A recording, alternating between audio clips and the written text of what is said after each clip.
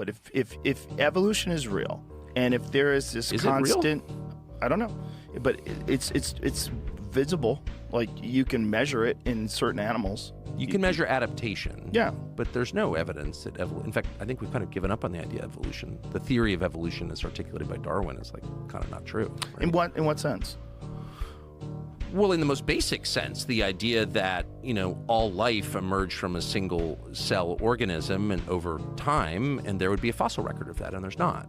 And there's not a fossil record of transitionary species, like species that are adapting to its environment. There's tons of record of adaptation, and you see it in your own life. I mean, I have a lot of dogs. I see adaptation in dogs, through the litter to litter. But no, there's no evidence at all zero, that, people, evolve seamlessly from a single cell amoeba. No, there's not. There's no chain in the fossil record of that at all. And that's why you don't actually hear people, you hear them make reference to evolution because the theory of adaptation is clearly, obviously true. But Darwin's theory's totally, that's why it's still a theory almost 200 years later, No, we have not found that at all. And I can't even guess. I mean, I have my own theories on it, but they're not proven. What are your theories? God created people, distinctly, and animals.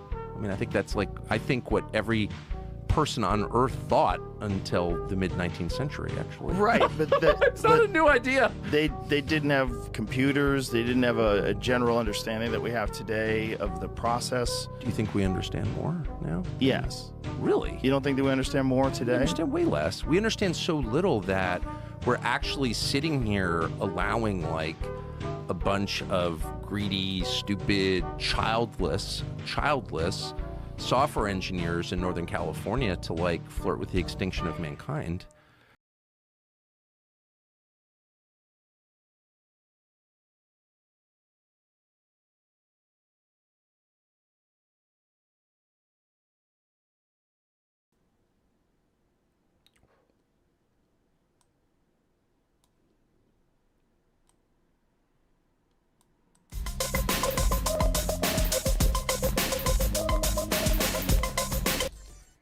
Good morning, my beauties and bees. You just saw Tucker Carlson doing his thing. Okay, Tucker Carlson, of course, his thing is being is looking really unintelligent and saying really unintelligent things.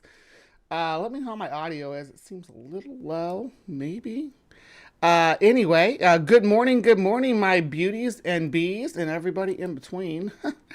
Thank you for joining us in the Hive today. There we go. Got my volume. Thank you for joining us in the Hive this morning. It is the 27th, not the 26th, as I have had on the schedule originally. Actually, had the year messed up too, but I put that in last night when I was doing my Chernobyl research, because if you don't know, yesterday was the 38 years since the Chernobyl incident. And we're going to be talking about that a lot today, so hang in there. If you like some Chernobyl stuff, it's like the Chernobyl episode or whatever. So hopefully, yeah, he's barely entertaining about Tucker. Yes, it really brought him out of the woodwork too, as far as evolution denialism, taking it mainstream, right? I mean, obviously we knew that that Tux was against anthropogenic climate change and things like that. He's gone up against the likes of Bill Nye the Science Guy publicly on TV and got totally embarrassed. But that's neither here nor there. Tucker's famous for ignoring the hard sciences, but it does make you wonder how this guy who the silver spoon and all. I mean, I guess he didn't have to learn anything because he had everything handed to him. But when made it through whatever kind of ritzy finishing school his Swanson family, and that's Swanson like the frozen dinner families. What that airship brought him as far as education, or if he just had somebody else do his schoolwork for him, because he obviously didn't pass even like a high school a high school biology class. But he's not, I guess he's maybe not speaking for himself. He's shooting from the hip as a grifter, whatever the best interest of his current benefactor is, right? That's generally how these guys work. But maybe he is being honest. Maybe he just does not, maybe he truly does not know that, evolution is the cornerstone of all we understand about modern biology, including things like vaccines. But of course, someone like Tucker doesn't buy into vaccines anyway, so it doesn't really matter, does it? If you convince them that, yeah, we have to update vaccines and get annual flu shots, for instance, because of evolution, because the virus reproduces so fast that it evolves beyond the confines of what the previous vaccine was set out to do, right? To regulate. But I digress. You're talking about someone who, spent the entire lockdown period ranting about having to be on a lockdown period. So, who radicalized you? Freaking, maybe Tucker Carlson radicalized me. Maybe Donald Trump radicalized me. I don't know. Maybe fucking Joe Rogan radicalized me, because I used to be a Joe Rogan fan. I used to be like, when it was coming up to the debate between Hillary Clinton and Donald Trump, even way back then, I'm like, you know who should moderate this debate? Joe Rogan. He's the honest, straight up dude. But no, seeing his spiral, seeing the everything. And I'm not saying Joe Rogan was ever like a source for like science or anything, but he did have scientists on. That was my main thing. This guy had scientists on. He had, just watching his spiral. What radicalized you, Bree? A whole bunch of shit, but most of it started in 2016. And yeah, there was no way around it since then. Anyhow, I just want to say good morning to everybody. We got a good crowd coming in this morning. Usually don't start off the top of the show with quite so many of you all in here. Good to see everybody. Usually we hover around 15 until I get into Cryptic Corner, but we're approaching 20 now. Let me say hi to everybody, because there's a lot of familiar faces. We had Star Song and Spooky Bed Hair and Deep Arcs. It's Sandy. John Hudson is here. John Hudson was fearing that you was no longer going to stream, HiveSci. Thank you for making it my Saturday morning. Yeah, I was a couple minutes. Mel was a couple minutes later. It looked like a minute, but it might have been a couple minutes, depending on where your clock was set. But yeah, I was almost late this morning. Or maybe a little bit late on. I'm usually pretty punctual on this show. So, yeah. My favorite Hive Queen. Thank you, Star Song. Then we had, let's see. Look at the Trees is here. We have Sumami and Captive Desk, who I linked, so go check their channel out. Hail Bigfoot. We got Robert Madewell. Then we had Who's Your Buddy dropping some channel membership subs, so thank you so much for that. Thank you, Who's Your Buddy? And that ended up hitting, let's see, John Hudson got one, Robert Madewell got one, Pragmatic Crystal, good morning, Ember got one, Spooky got one, Aunt Jur got one, good morning, Aunt Jur. Kalasia got one, good morning, Kalasia. Let's see, Al Trucker got one. Hey, Al. Carol Kistner got one. Love you, Carol. John Fabiano. Another happy, friendly face to see in the Hive live chat that I love to see. Thank you, John. Wolfos, thank you so much for being here. Everybody, yes. All right. Did I miss anybody? How about I didn't miss anybody? I try to say hi to everybody when I see them, but if I missed you, it wasn't anything malicious. Oh, yeah. Kentucky Atheist. I see you there. I don't see you too often in here, so it's good to see you. Ian Davenport, good morning. All right. I got to stop because I'll be here all morning going through and picking everybody up. Yeah, I like Rogan, too. He sold out for the dollar. Yeah, that's true. And spreading COVID misinformation is about where I draw the line. I actually got to pop over here and turn the space heater down real quick.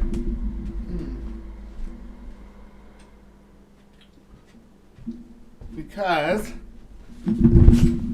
I'm wearing a sweater dress and it's kind of toasty in here, and I probably shouldn't be wearing a sweater dress, but it's what I wanted to wear today because I wanted to wear it with my beads. I got my new beads, and I wanted to, or my new, not beads, my new pearls. I wanted to wear my sweater dress with them, so that's why I'm wearing this, even though it's a little bit out of season. I'm gonna wear my last hurrah of my winter outfits. Get them in the laundry cycle so I can get them put away. Yeah. All right, let's see. As I said, it's 38 years of Chernobyl. Let's get right into it. I'm gonna see you guys over in Cryptic Corner. Okay, don't go anywhere.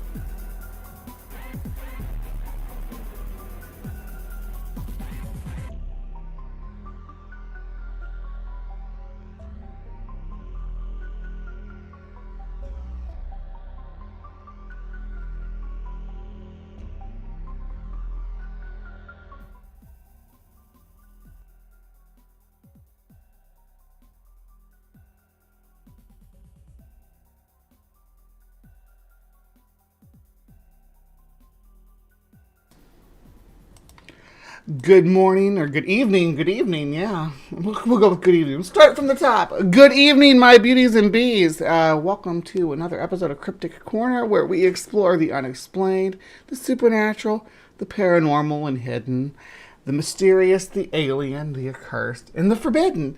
I'm your host, Miss Bumblebee, and we are... today is actually the day after the 38th anniversary of Chernobyl.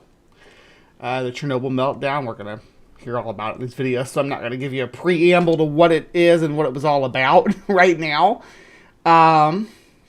Instead, we'll let the narrator pick it up. But we're going to be looking at in memory of that event. We're going to be looking at some of the bizarre.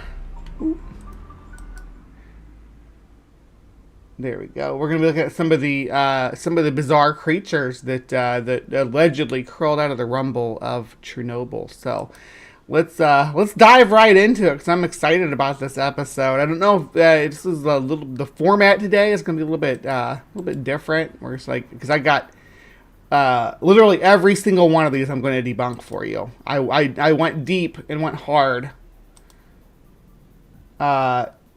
This week for you guys for Cryptic Corner, because this is the Chernobyl episode should be a special episode. Are we getting more gift subs? What's up with you guys this morning? 5 more gift subs from Captive Desk. You are amazing, Dave.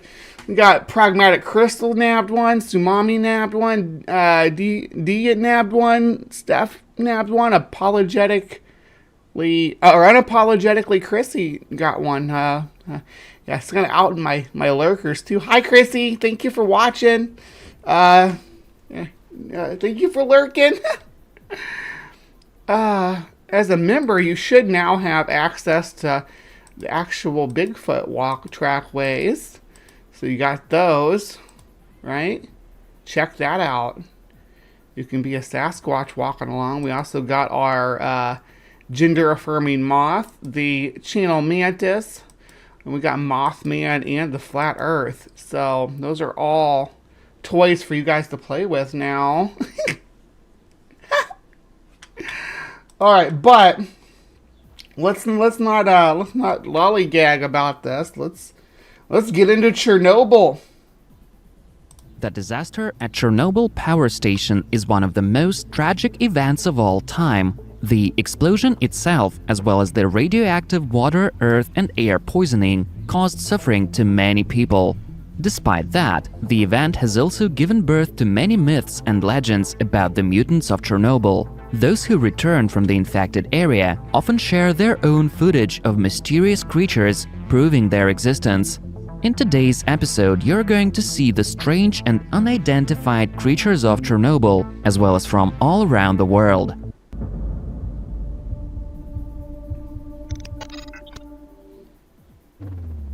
This well-known footage filmed in the area of the power station has been circulating online since a while ago. We see an This well-known footage circulating online from a while ago.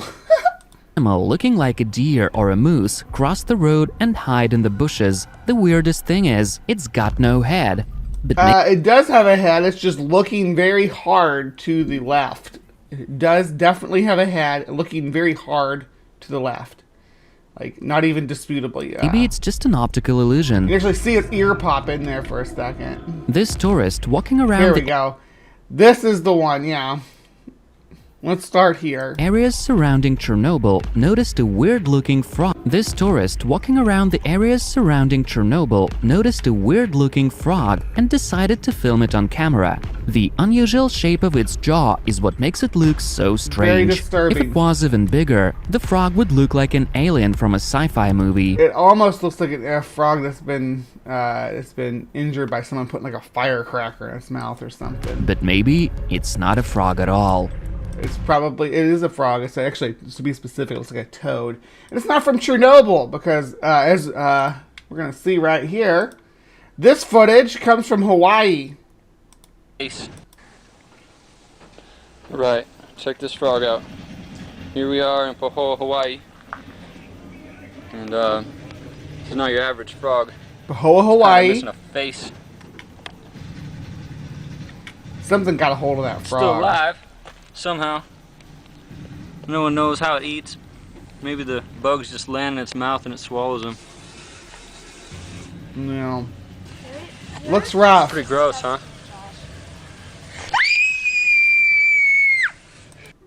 Yeah, it honestly looks like somebody wounded it. It doesn't look like a mutation or anything on this one. It looks like actually it's been wounded. This animal does not have much longer to live. Unfortunately, yeah. But, don't let the truth get in your way of a good time, right? Oh, no, don't start playing that. Alright. So not from Chernobyl. Off to a great start. So the first one was not what I said. It was just looking to the left, and then I did just it looked like a moose looking to the left. This one is that one is definitely the frog from Hawaii, right? This strange fish was caught in the Pripyat River. Its body looks normal, but its head is definitely not okay. It looks more like a pigeon's or even a dolphin's head. Anyhow, you can... That's not a pigeon, that's a penguin.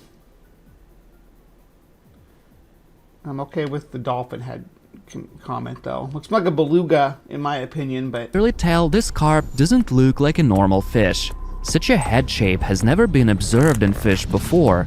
According to scientists, this might have happened due to the radiation that poisoned... That was for me, by the way. You subscribe to me, not this nonsense. Not this real bizarre nonsense where they don't even do any research on any of the videos they share. Ah! poisons everything in the area. This monster was caught in the Pripyat too. So, just to be clear, this fish is not from Chernobyl either. It's from China. It's a deformed carp. That one, and there's an article about it. Why is this fish with the bird head, or is this a bird with a fish body?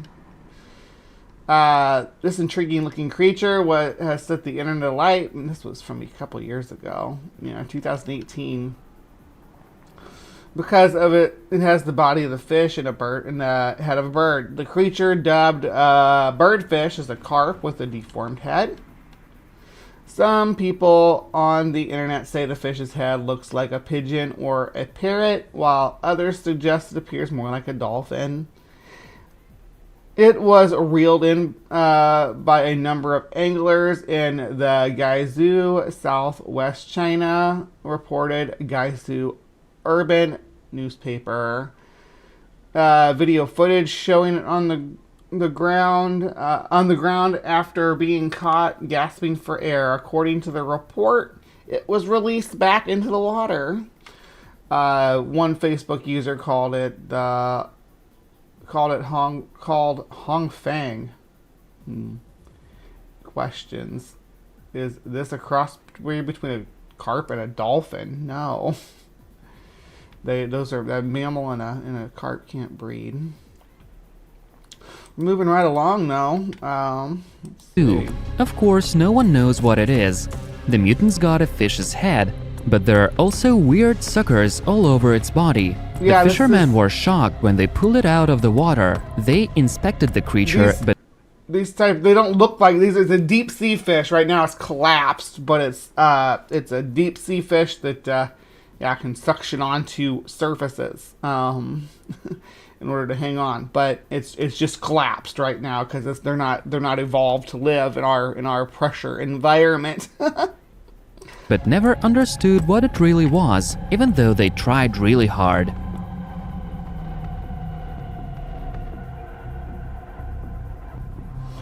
Yeah, and that's the thing about deep sea fish too. They look so weird when you pull them up here because they collapse, they shrivel up.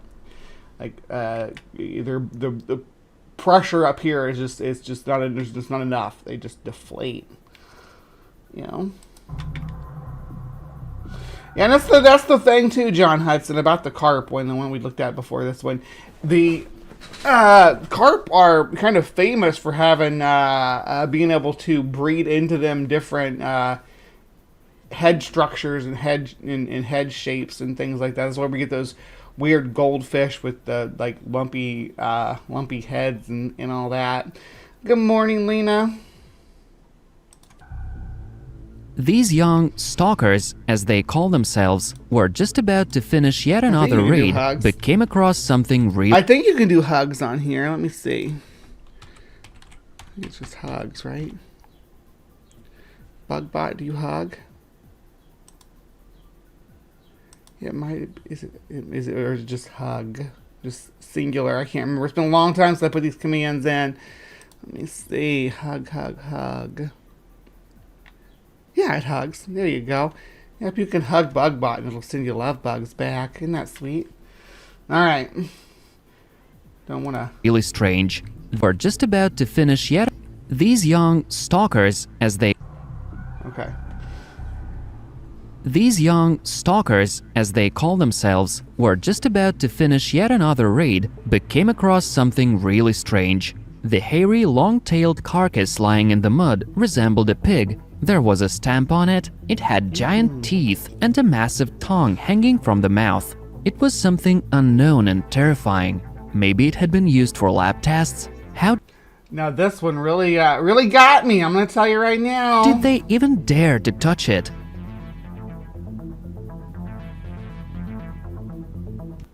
So that one really got me. I was like, what the heck? Where's this from? What I could see here, it obviously looked like a prop of some kind from a movie. And I found the full footage, so we'll watch the full footage. In the dirt road? Yeah. Okay. Guys in a truck on a dirt road. In the dirt road? Yeah. Okay, where is it? Yeah, it's up here on the left. This road is still service right here. That's right. What the hell is that, dude? There it is. Getting out of the truck.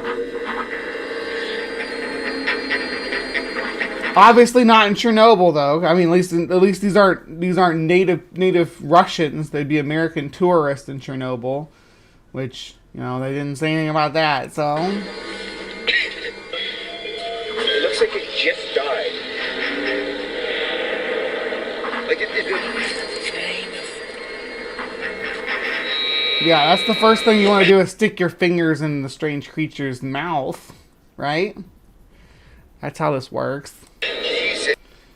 And look at all the little legs running down the side of it. That's where I'm like,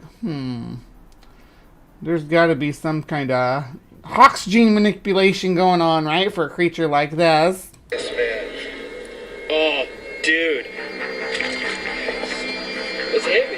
It's like a stamp on it.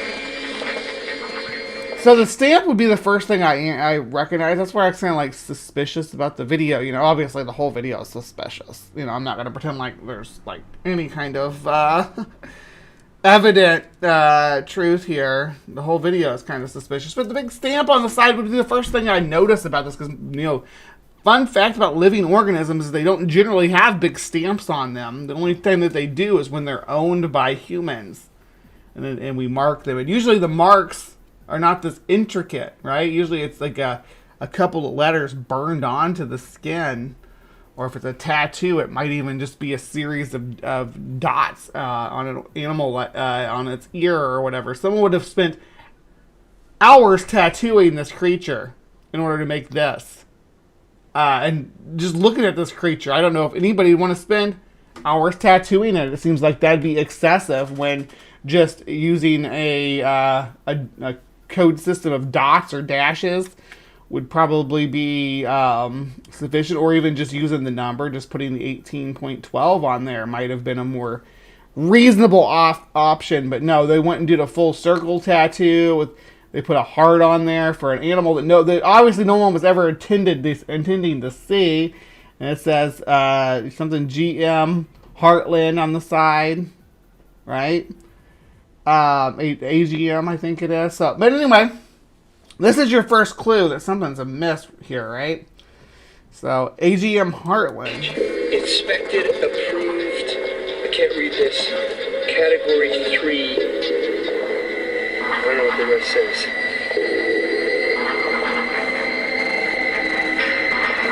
Right. So that's that. That's the video. All right. And, you know, went and dive a little bit deeper into it, and I find out that what is AGM Heartland? It's a horror film. Lo and behold, way back in 2010, we have a horror film. What is Neil Blomkamp's AGM Heartland? Here's an intriguing mystery for fans of District 9 director Neil Blomkamp. Included in the iPad edition of the current issue of Wired is a 1-minute teaser titled AGM Heartland. A teaser that arrives with no explanation and no fanfare. All that it included was a simple statement that the video was by Neil Blomkamp. So what is it? It appears to revolve around some sort of government-regulated creature. So a comment on the genetic modification of food supply. Is it a feature, a new short, a web series? Nobody really knows yet, but you can watch it below. And then they kind of just went with it. It's the video that we just watched, by the way. So this is a horror movie prop. All right, let's move right along. Oh. Yet another creature from the Pripyat River that looks like a fish, but has really big teeth and an uncommon skull shape. At first glance, it looks like a sci-fi monster. Scientists failed to classify the unknown specimen, so they supposed that the fish had mutated in such an ugly way after an exposure to a huge dose of radiation.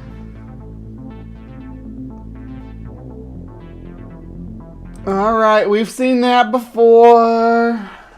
We've seen it before. This is... Where is it? Okay, it's up here on the left as well. Yeah, this is a piece of art from Juan Cabana. Juan Cabana's he's got a baboon. He does taxidermy, right? A lot of sea animal taxidermy. Fiji mermaids, as you know, are half monkey, half fish taxidermy together. A lot of manta bats. There's some other mermaid type creatures. Some fairies.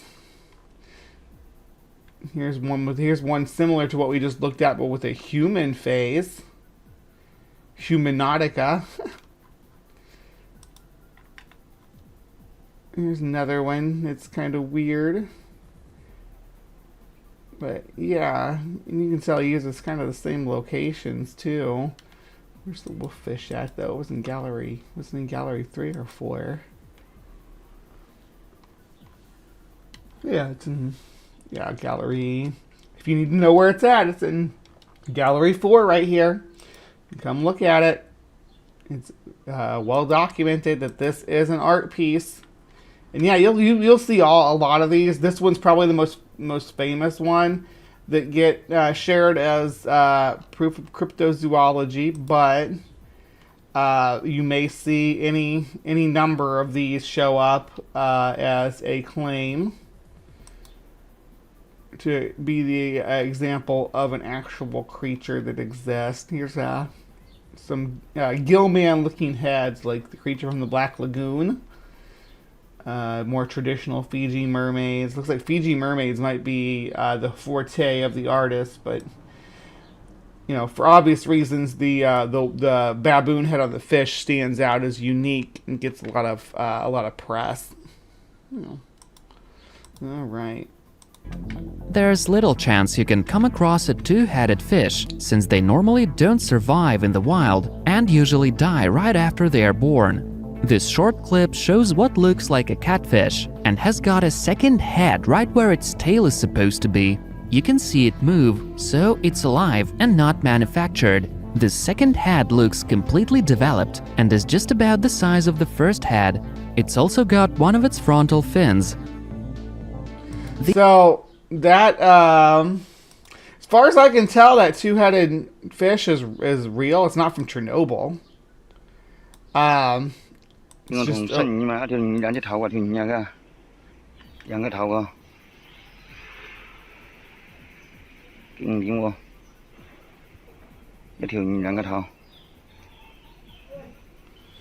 it's like connected, like cat dog was connected. But I mean, as far as I can tell, when it comes to that catfish, though, it's a very bizarre form of polycephaly, where this looks like it's actually, you know, maybe from an egg not splitting properly is something that causes this to happen. So, like, I'm an identical twin. So, an identical twin is caused by one sperm and one egg. So, 1 and 1, one sperm, one egg, hits the egg, and the egg splits in two, right? And both sides develop as an individual person, right? Sometimes they will split almost all the way, but not quite, and then develop together to whatever degree. It depends on where it splits and, you know, how they're conjoined.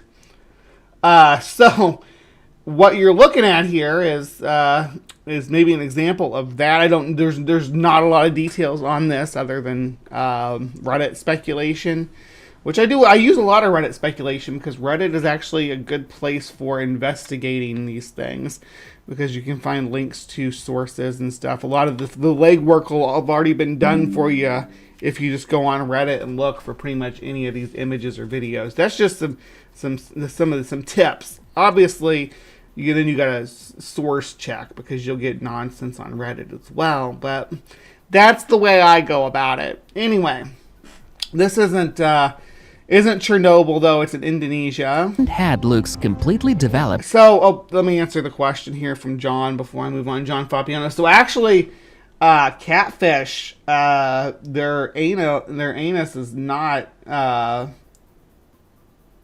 that far back on their body. Like, they have like fairly long tails. So these individuals probably both have an anus. It's probably it looks like it's their tail muscle beyond all their external organs. I may be wrong, though. The smaller one may not have an anus at all. Just based on what I'm seeing here of how much body length it has. The other one definitely would have an anus. Yeah, I don't know. And that might be, you know, this one may be, the head may be vestigial too. It may not need to eat the smaller head. So, yeah, I would imagine the creature has an anus if it's gotten this big. It's got to have a sufficient waste management system, probably somewhere underneath this section right here. But I don't know if the second head would actually have an anus of its own, and I don't know if it would actually need to eat in order to thrive, because the other one should be pulling in plenty of nutrients for the body. These are bottom feeders, right? Catfish spend most of their time just laying on the bottom, literally just laying there. So it's polycephaly is not such a big issue for them. That's why turtles are another group that can potentially do all right with polycephaly, because they are they're capable of just living a very sedentary life, right? And is just about the size of the first head. It's also got one of its frontal fins. The owner of this footage claims that what he was able to catch on camera was at least a mysterious anomaly, and maybe even a mutant residing in one of the lakes surrounding. To me, what this looks like someone reeling their fishing line in. Am I missing something here? Catch on camera was at least a mysterious anomaly, and maybe even a mutant residing in one of the lakes surrounding Chernobyl. This is another one that I really couldn't find any details on to prove the location was in Chernobyl. But regardless, the footage is so non-phenomenonical that I'm not really concerned about not knowing the location, because there doesn't seem to be anything of note happening here. Yes, large catfish can move up into areas like this and bask, especially in the early spring. They'll come up and to get some warmth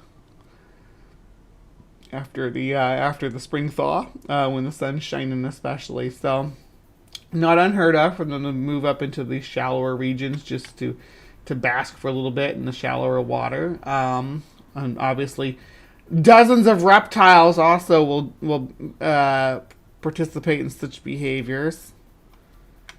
Let me see here. I thought I saw something. I'm always fascinated with twins in which one of them absorbed the other. I think me and my brother tried to absorb each other. I think we may have split on the gender boundary or something, right? Because he's pretty masculine. He really is. He's got a beard and a cowboy hat. He likes hunting and all that kind of stuff. We're not, so we're black and white that way. So yeah, I didn't absorb him. He didn't absorb me. The reason why that could happen though is because we at the time of conception, and pretty much until we amass enough mutations, we're identical, right? We're like the same person. You could graft us together, like you could do a skin graft to attach me and my twin brother together, and we'd be able to survive that. Interestingly, and also, but we've amassed mutations since we split though. So once the egg split, we've started going different directions. We were part of a lot of those twin studies that different schools do, different colleges and things. We took part in Missouri twin study, which ended up being considered kind of questionable with its results and outcomes. Really weird questions we got asked all through our childhood, though, because my parents were paid thousands of dollars to participate in this, right? But we would have to do questionnaires every month, and I'm talking when we're really little too. About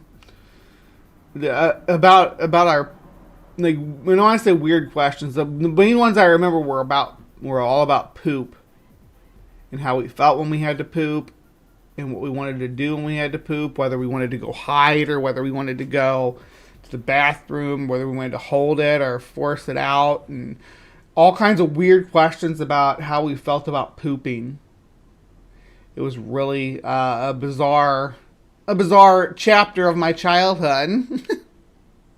There were hundreds of more questions than that. Those are just the ones that I remember as an adult now, looking back and thinking that was really weird that they were asking me that. Yeah.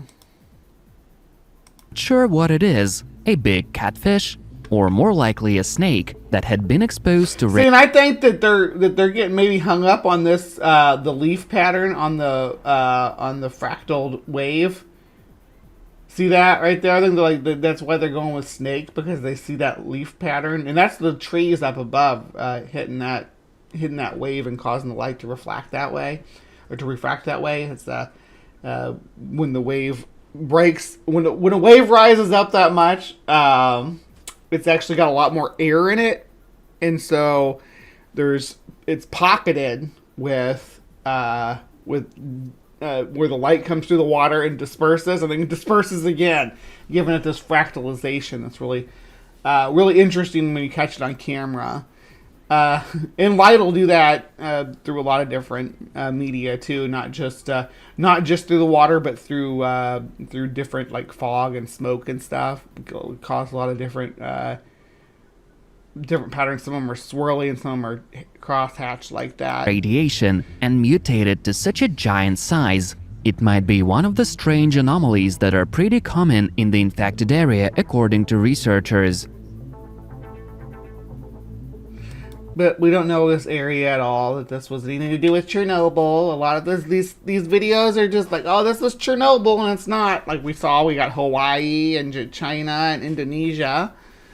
Let's see. I think whoever asked those questions had a fetish, not shaming. Well, what they would do is they'd send packets to my parents. And the questions would actually come from my parents. So like my mom would sit us down like at the kitchen table, and one like individually, and just sit there and ask us questions, and my dad would take the other one and go out and do something with us, and we'd sit there and answer questions. Usually we had like a snack or something. This went on from when we were as far back as I can remember. I remember always doing it, and assuming that all kids did this.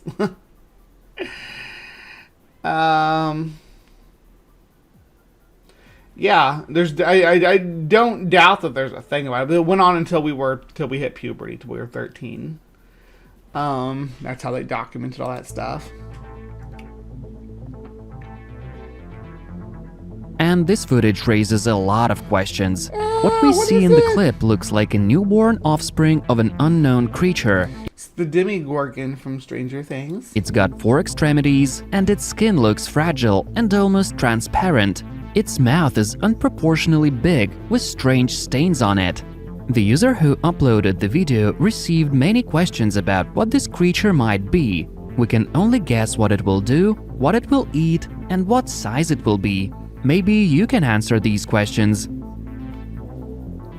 The Canadian... You think it was a garfish, huh? That this one moving in the water here was a garfish? Yeah, I mean, if it's a guard, that makes sense. And this footage raises a lot of questions. What we see in the clip...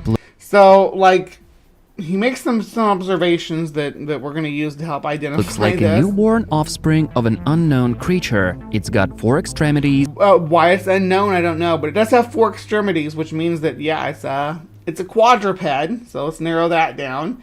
It also looks like it doesn't have any digits on its forearms, but has digits on its hind legs. These look like almost like stubby little wings, so I'm going to say that this is a bird. And its skin looks fragile and almost transparent. Which, yeah, because it doesn't have any covering yet. Its mouth is unproportionally big, with strange stains on it. And yeah, it seems to have a beak. So let's see, what could it be? Oh, it's a baby bird. It's a baby bird. The internet is filled with some interesting content that does not disappoint. From motivational, inspirational pictures and videos filled with the positive to creepy and scary. The internet has it all. After a viral video of a black blob-like creature resembling the Marvel villain Venom surfaced, a scary video of an odd-looking bird resembling like the alien Spawn is making rounds on social media. The video, posted by a page on Twitter called When Animals Attack, showed the newly hatched chick eating from a feeding tube. The appearance of the bird that has weird spots around its mouth and has small teeth on its beak bears a slight resemblance to the Demogorgon character from the popular Netflix series Stranger Things. The video shared on Thursday garnered 49,000. Yeah, blah, blah, but did really well. Apart from posting how scary the bird looks, it's a baby finch. They have those little markings around their mouth to let their moms know that that's their baby. This is a defense against cuckoos. That wanna lay their big eggs in there and push all the babies out. This way the mom knows which babies to feed by looking for the ones that have the right patterns around the mouth. That's all the babies are to her, basically. Noisy holes with white landing stripes built into it. Yeah, but yeah, definitely a baby bird. Morning, Maya. The user who uploaded the video received many questions about what this creature might be. We can only guess what it will do, what it will eat, and what size it will be. Maybe you No, we can't, because we know it's a finch, and we know what size finches get to, and we know what they eat. can answer these questions. The Canadian who shot this video insists that what he captured on film was a group of scientists handling the remains of either a mermaid or humanoid mutant with fins and a fishtail. He saw it at a lake in the area surrounding Chernobyl. Okay, not filmed by Canadian, not filmed in Chernobyl, but... Is this almost over so I can debunk it?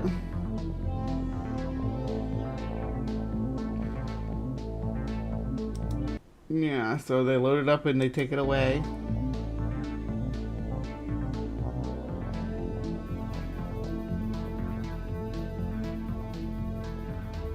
Alright, so let's stop there because... Okay, we did this one. Yeah. Alright, real mermaid found next to the river and pond in Poland. Let's see. This is the full video. We're going to watch it. It's only 2 minutes long. Okay, so you got some guys in hazmat suits. Turn the volume down a little bit. It's just traffic sounds on a riverbank.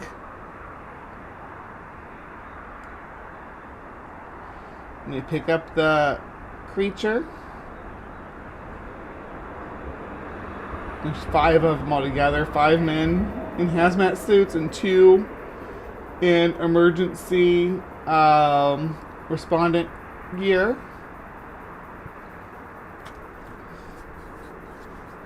And they're examining the organism, which appears to be a mermaid. Gray and with a more like a dolphin-like tail. They're examining the site where it was found at.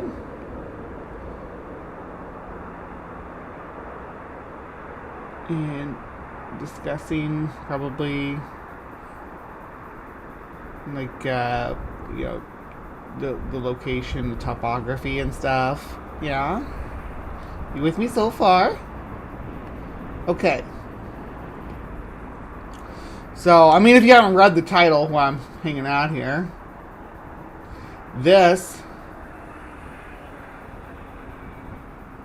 he's got a beard, look at that.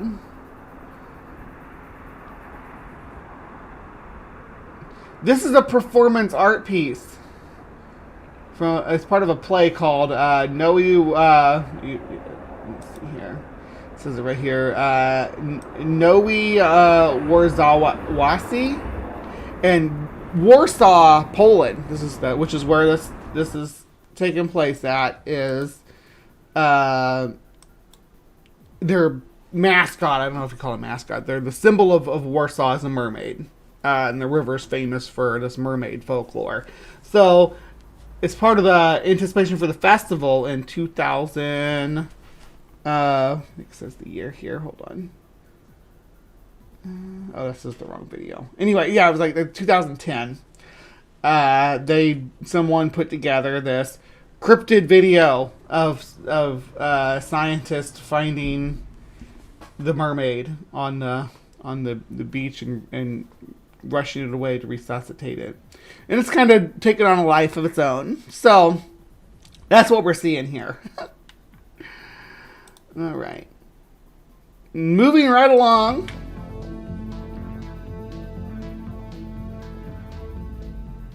And we're moving right out of the area of hoaxes and art pieces and into just not knowing what real animals look like. This is a video by an unknown author that shows strange living organisms. Ever saw them before? They hang down from the ceiling, bearing resemblance to the aliens from the movie of the same name. It's not clear how dangerous these tentacles are, but I would definitely keep away from them. I hope the guy behind the camera knows what he's dealing with. If you've ever spent any time around the ocean, you might know what these are. If you ever pulled a boat out of the sea, you might know what these are and what they're doing. These are just common barnacles, just barnacles that live on the bottom of boats and on seawalls and things like that. When they're exposed to the air, yeah, they hang down like this from the bottom of boats. But these ones have actually been removed. What they're doing, what you're seeing here, is just they're respirating. They're trying to breathe. They're marine organisms that are, been pulled out of the water, so they're probably desiccating pretty quickly, hanging here, and they're probably also having a lot of problems breathing. So that's why their little feathery tentacles are waving around. They're trying to collect some oxygen. This clip was shot by two bloggers while exploring some of the abandoned places in the exclusion zone. The guys lifted up a rock and were really surprised. They're just, everything's in the exclusion zone, even if it's not. To see a giant worm hiding there. It had big eyes and mouth, which is not typical of worms, or at least the species inhabiting that particular area. So supposedly, the guys caught yet another. Big compound eyes like that would make me think it's probably that this obvious art piece, similar to the art pieces we've looked at already, is supposed to be more like a grub than a worm. Worms generally don't have, you don't think about worms with eyes, at least not like complex compound eyes like what we're seeing here. Another Chernobyl mutant on camera. And yeah, just something somebody made here. Nothing to do with Chernobyl either. And right. This creature.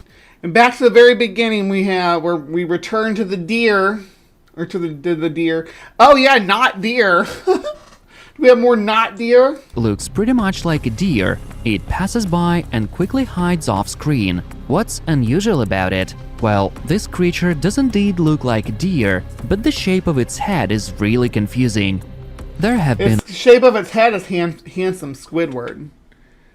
Let me see, handsome Squidward, which is, in case you didn't know who handsome Squidward is. I'm just gonna pull it up. It's got that going on. Looks like this. So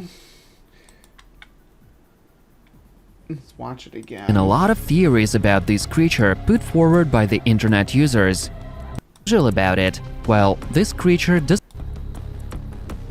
And this creature looks pretty much like a deer. It passes by and quickly. And what we're seeing here is like deformities in the antlers, right? That make it look like from that angle that it's handsome Squidward, but it's not handsome Squidward.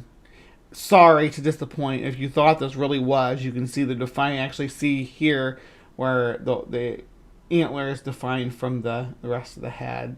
So the bottom jaw of handsome Squidward is the actual deer's muzzle. the rest of this nonsense is just deformed antler. Which you can get some really wicked deformed antler. Let me see if I can find a good picture of that.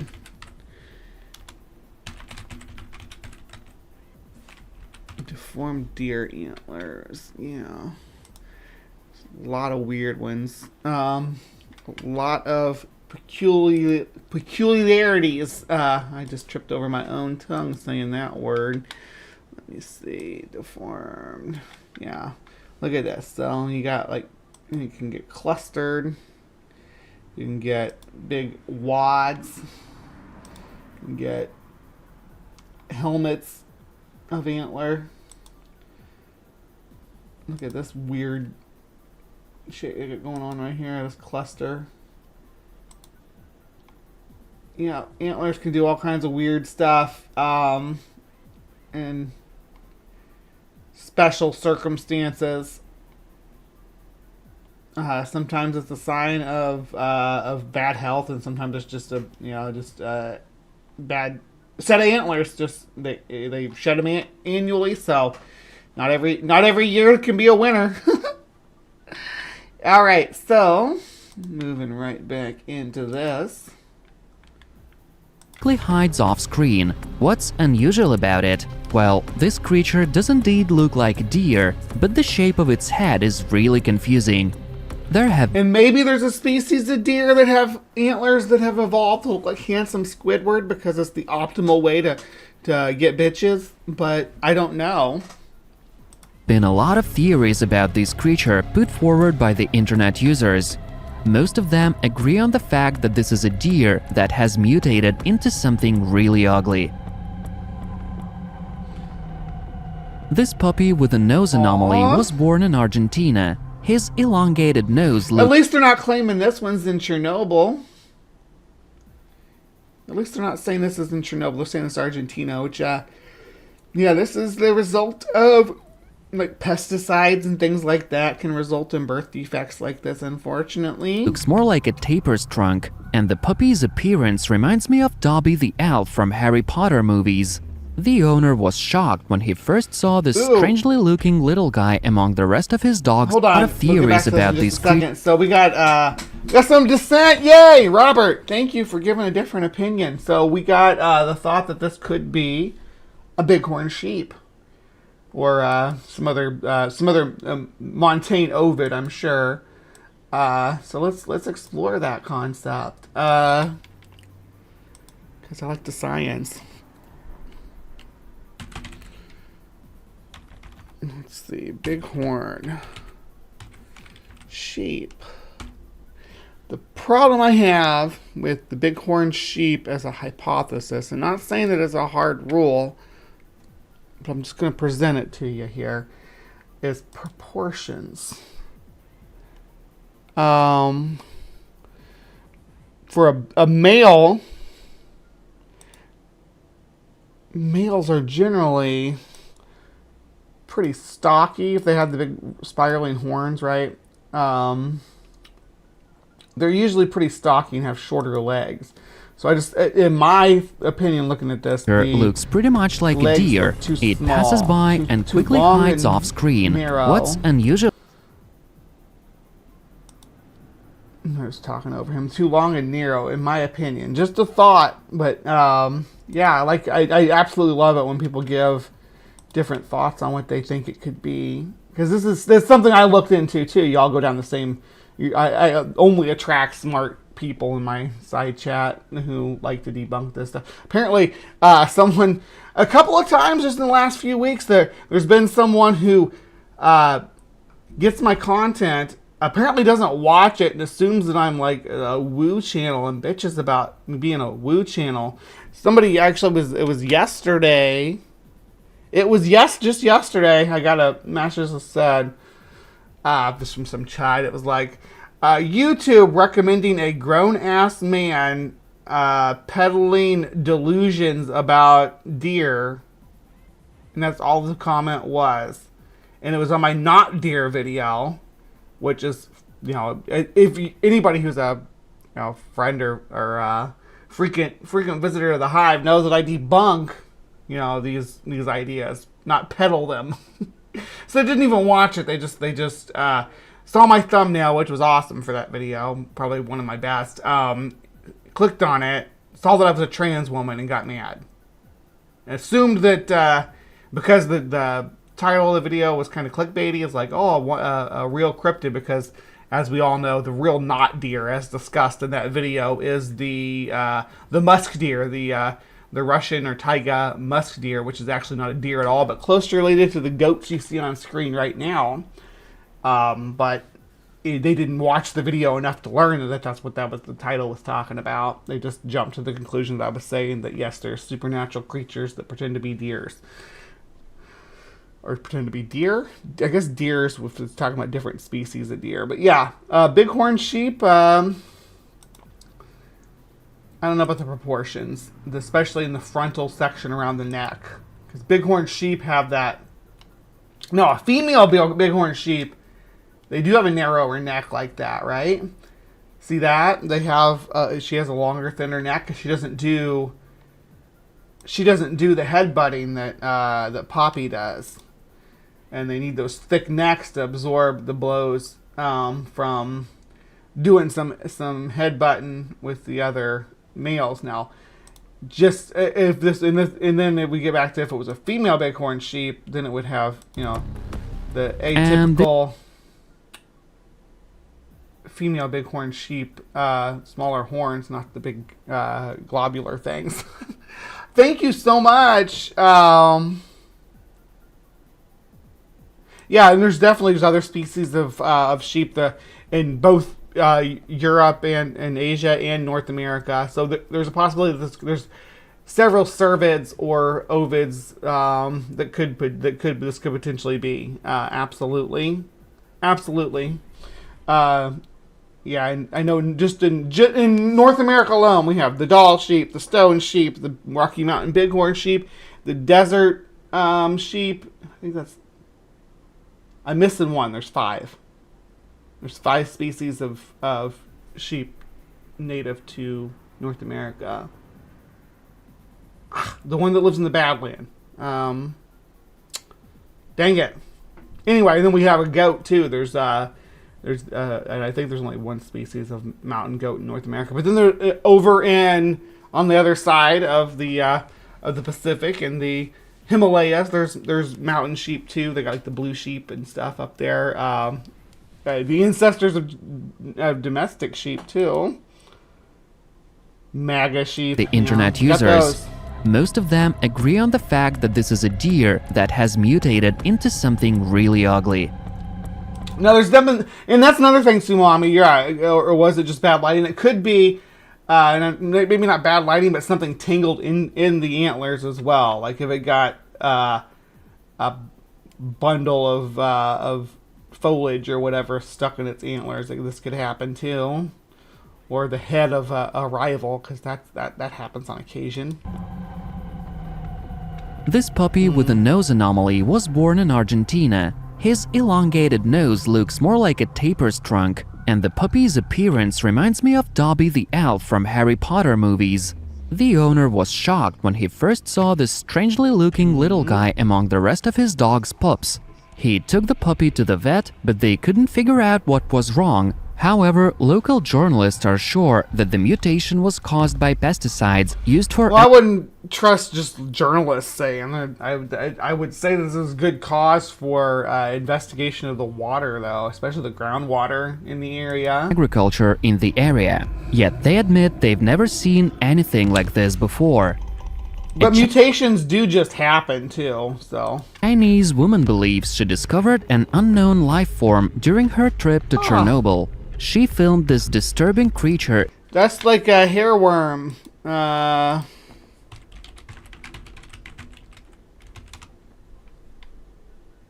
Horsehair worms. They can be in bundles. I don't know if we can find a video of one of them. Sorry, I skipped over this one. I meant to find a video source for it, just to give you an idea what they look like in the wild.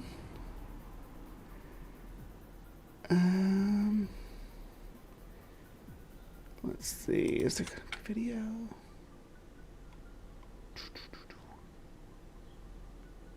Here we go. Yeah, we'll watch this one. There's one. You want to see the one crawl out of the praying mantis because they're parasites. I'll show you guys the one crawling out of the praying mantis. Yeah, we can do that. I'm gonna watch it on.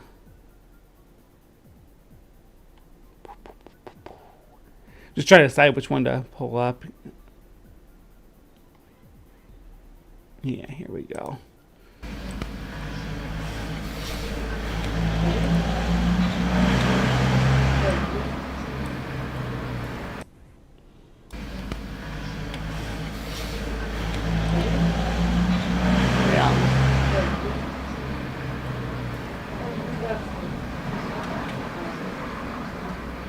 There's not really a lot to them.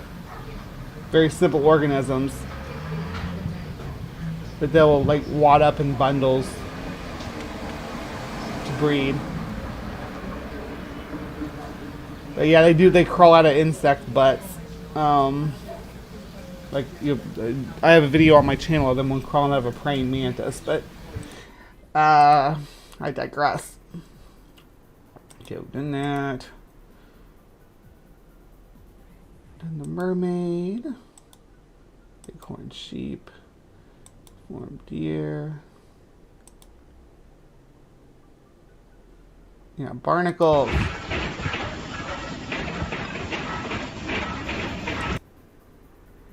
All right, moving right along. In the area surrounding the notorious Red Forest. Ever since the video was uploaded, people on the internet have constantly been talking about it. You can see in the clip how an unknown clue-like creature crawls on the sand, constantly changing its shape. It would look like a bunch of tangled wire if it wasn't moving. A truly unique creature was tangled in something. Born on a farm in Croatia. It's an 8-legged baby goat with both male and female genitals. The owner calls it a wonder of nature and gladly shows it to journalists. It's a sign, I'm sure. It's a sign from the Dark One that our time has come, my hive, to rise up. At first, the farmer thought his nanny had given birth to twins, but when he looked closer, he thought he'd gone insane. Then he took the baby goat to the vet. The doctors concluded that the 8-legged goatling is Spider goat! Spider goat! Now they confirmed it's a spider goat. I think spider goat is a thing too. Well, they did, you know, this when it comes to spider goats, it reminds me of the goats they genetically altered to produce silk from their milk ducts. Is there a multi-legged goat mythology?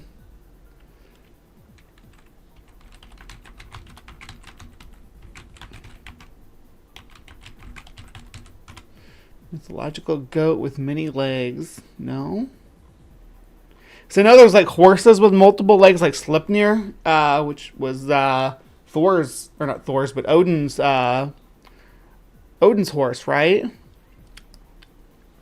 So maybe there was goats too? Is in fact a pair of underdeveloped conjoined twins, though some skeptics believe that the mutation was caused by environmental pollution.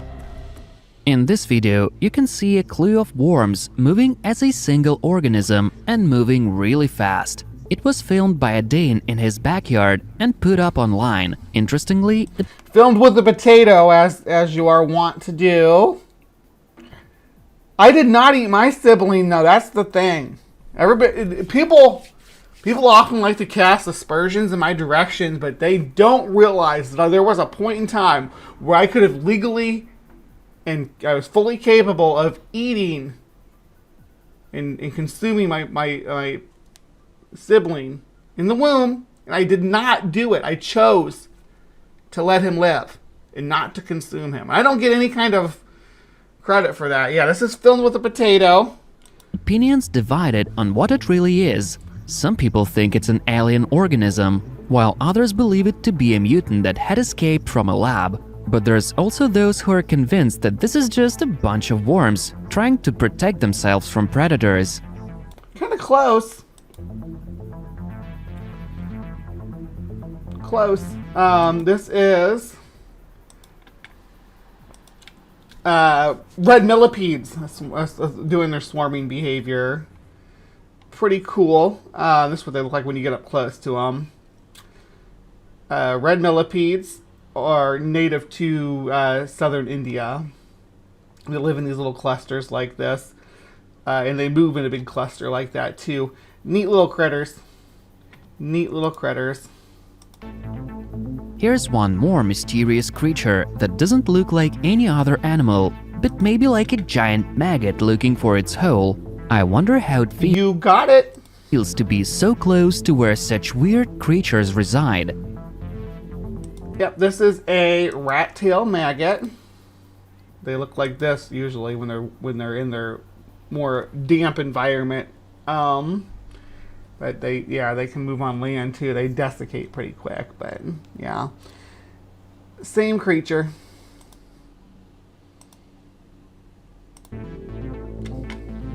And this strange life form was discovered by tourists in the area near Chernobyl. No one knew what species it was.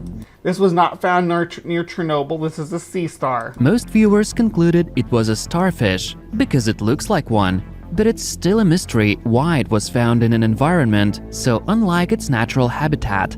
Marine biologists. It wasn't found in an environment. It was not found in Chernobyl. Nothing you've shown here today has been found in Chernobyl. Have failed to come to a conclusion as to what species it relates to. Some of the commenters claim this is a mutant that morphed into such a weird life form due to water pollution. That's all for today. Hit that like button to support us.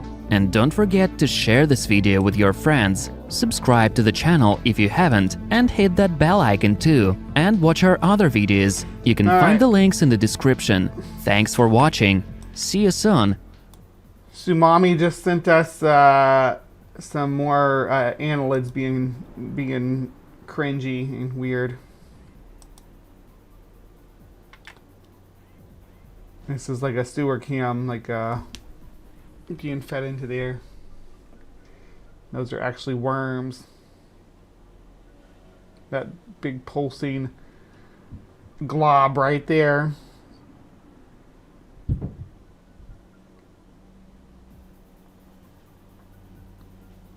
Hey, look at the date on this, Sumami.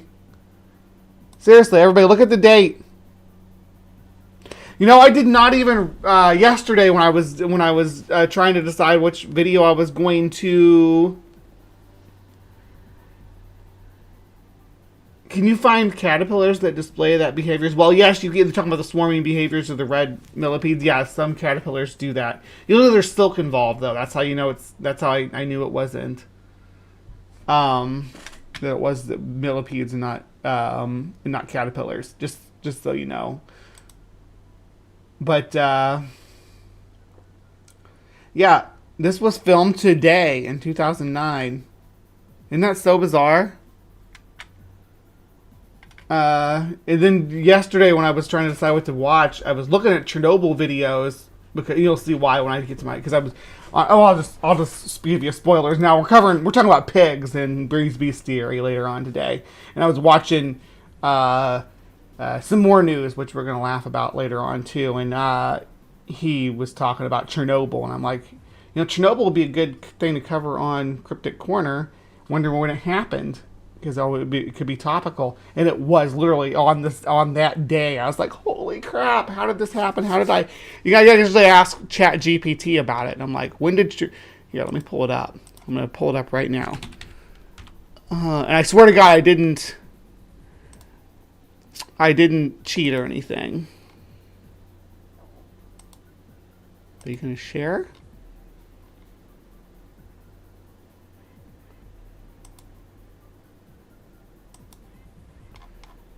Maybe. It's not going to share it with me. I don't know why. I don't know what happened.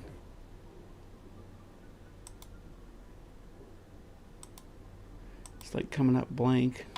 Anyway.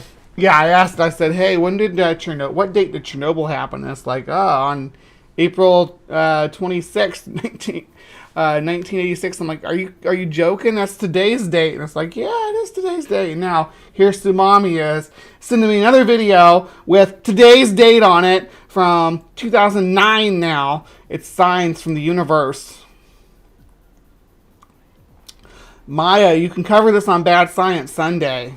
All my conspiracy about Chernobyl and how it's all coming back. All coming together. Good morning, Mark. This is wormy, though. Super wormy. Not in Chernobyl, though. In Cameron Village. They're so weird looking. And they get like a membrane on the outside of it, too, so it looks like one solid organ. So weird. The block up pipes, though, is where you run into the problem. That's where plumbers get to deal with them. And they'll get in there in the sewage pipe.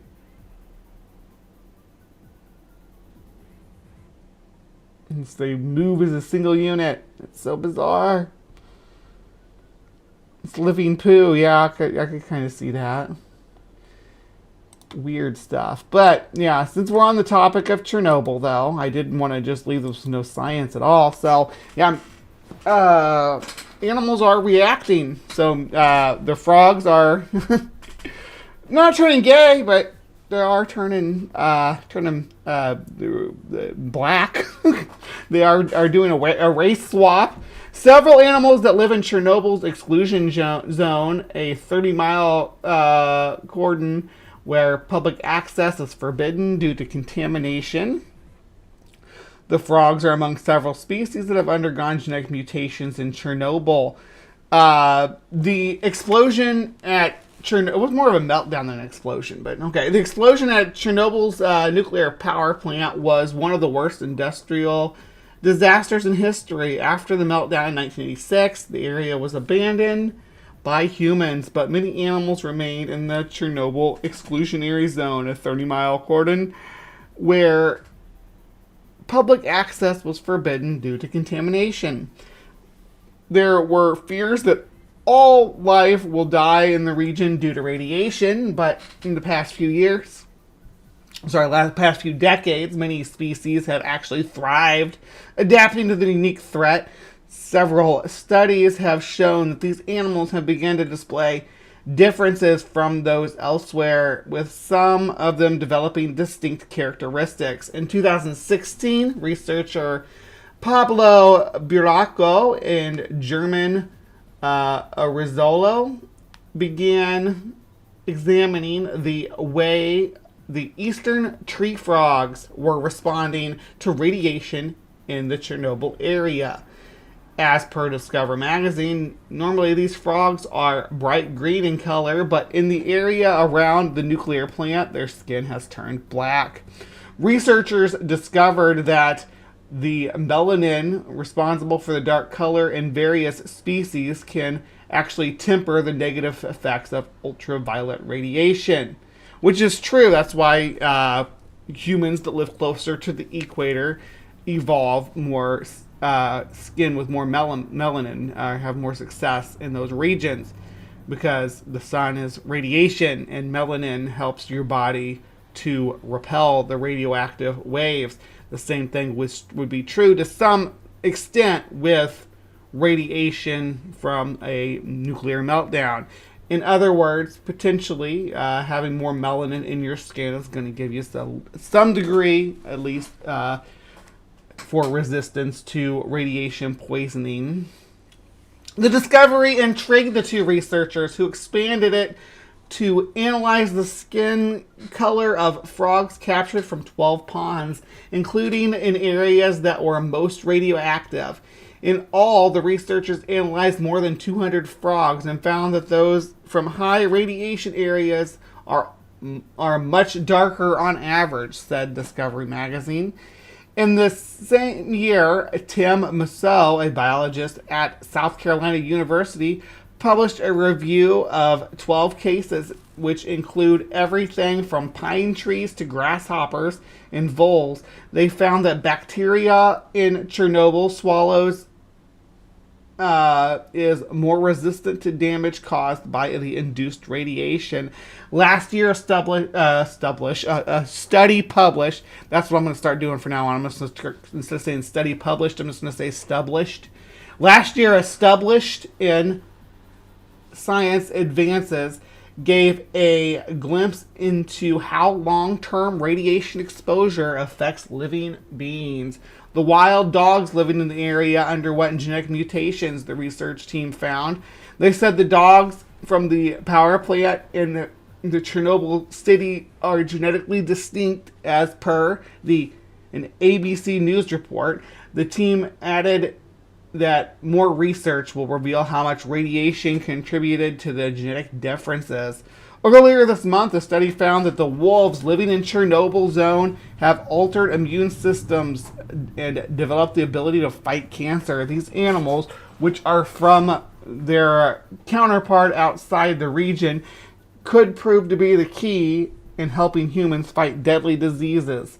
The study further said, as per the IFL, I fucking love science, yeah, and CEZ wolves were exposed to 11.28 millirems of radiation daily, more than 6 times the legal safety limits for humans.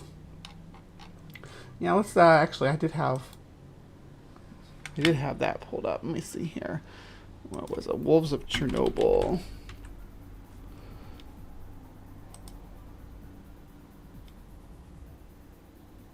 Yeah, this is fairly recent. I had a shorter one. It was...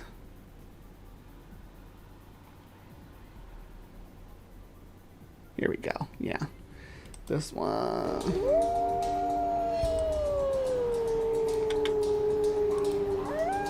This is really cool. You guys know I love wolves, so. Mutant wolves that roam the human-free Chernobyl exclusion zone could be the key to helping humans fight cancer. Mutant wolves. Yeah. I don't know about this song, no. 5-star song. The wild animals have managed to adapt and survive in high levels of radiation that have plagued the area after the nuclear reactor at the Chernobyl power plant exploded in 1986. Was it an explosion? The large reason why these animals seem to be persisting in high densities or a high abundance within the exclusion zone is because of the absence of humans.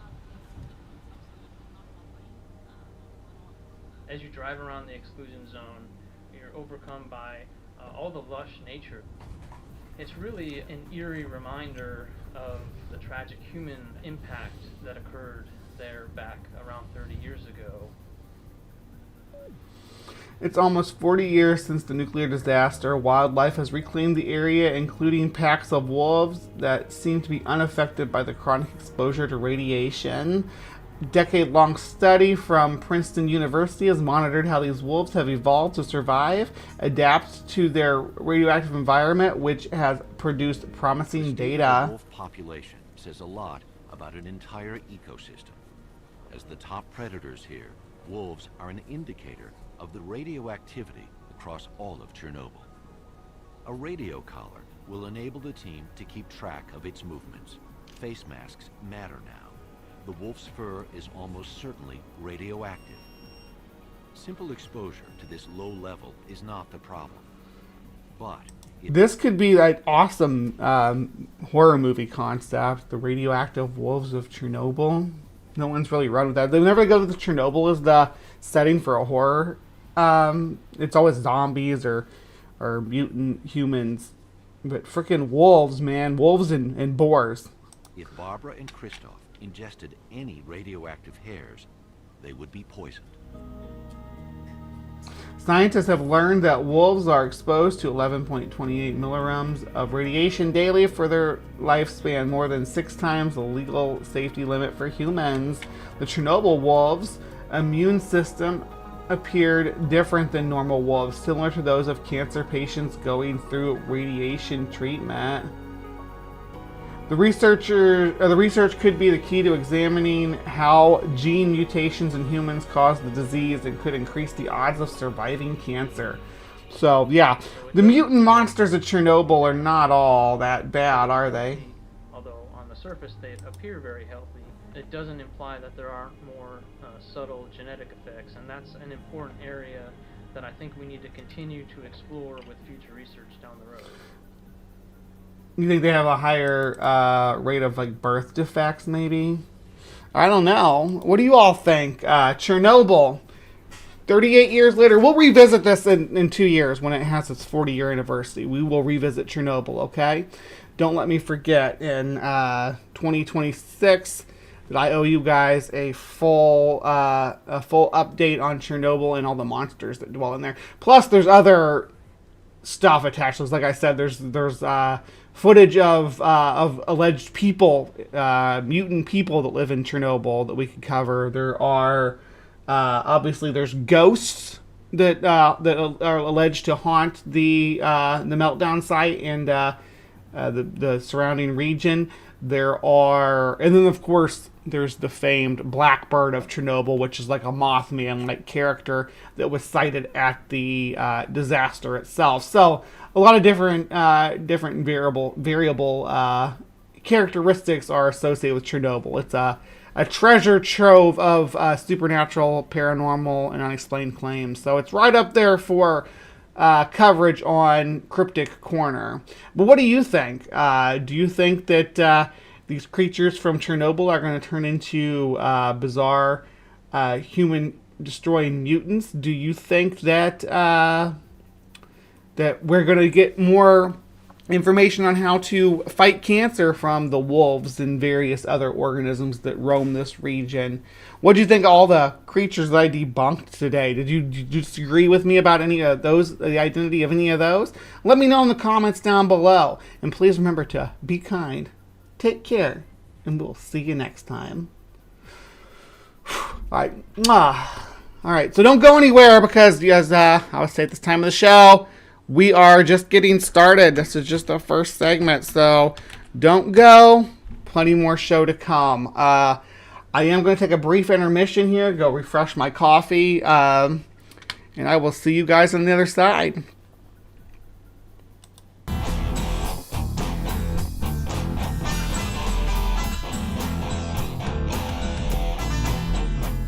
Evolutionary arms race. So that's why you get run into a lot of problems with people misunderstanding evolution, because they're like, oh, this animal hasn't changed for millions of years. It's because it's been and that's never true, by the way, but that's because it's been accustomed to that ecological niche for all that time, and it doesn't mean it hasn't been challenged for that. It just means it came out on top every time. Sharks are a good example. They're well adapted for their environment. They aren't going anywhere, well, until now, until we started killing them and eating them, but or just killing them for fun. When there's an extinction event, that's when we get what we call, it's a punctuated equilibrium. Otherwise, you experience gradualism. But when the extinction event happens, whether it's disease-driven or natural disaster, whatever, all the life forms die out, it creates basically a niche vacuum where new forms of life get to try their hands at things that their ancestors weren't able to do before because of the competition. Animals move into these more specialized niches, though, makes them more susceptible to extinction events, or obviously we're in the middle of the Anthropocene right now, where we're the extinction event, and the specialized animals are the first ones going, especially the large ones. That's one of the most specialized niches you can be in, is a large browser or a large grazer. Especially large browsers, though, because they tend to be more of a K strategist in their reproductive methodology. Speaking of, would you guys like me to talk about R strategy and K strategy? I might be able to get get some friends together and maybe do a little talk about that.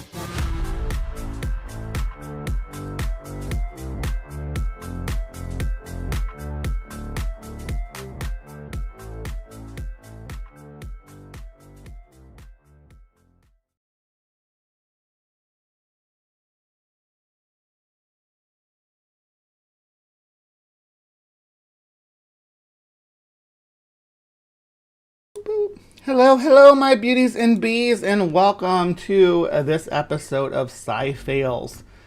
Now, the nature of this segment's kind of wishy-washy. We cover a lot of different things, from like bad top 10 lists to, medical misinformation to conspiracy theories about the shape of the Earth.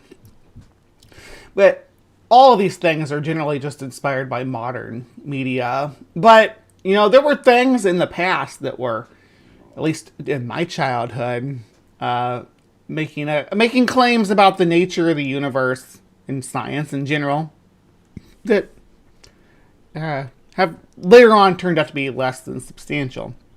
A good example of this is the notion that quicksand is going to be a big problem for you as you move and navigate through the adult world.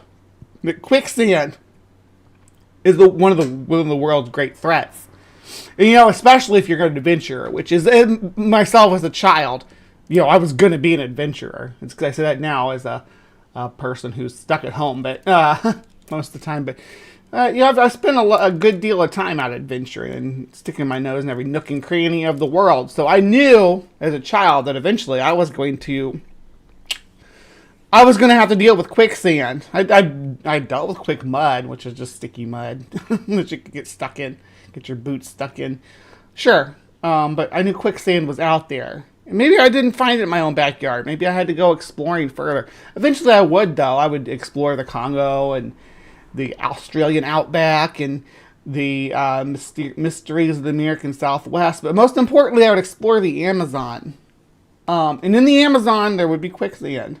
Because quicksand exists. If it exists anywhere, it exists in the Amazon. Because all of these natural ecological threats to human existence as a whole exist in the Amazon, and the Amazon, and to a lesser extent the Congo. But we're going to focus on the Amazon today because that's where our subject of the video comes into play.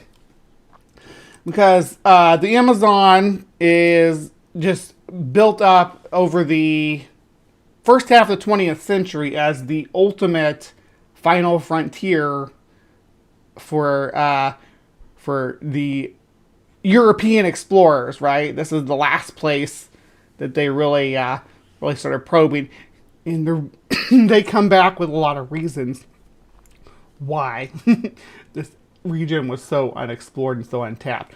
Whether it was cannibal tribes and lost empires, whether it was giant man-eating anacondas and 6-foot spiders, or bizarre ape men screeching in the forest. They had tales that terrified people of this region of the world.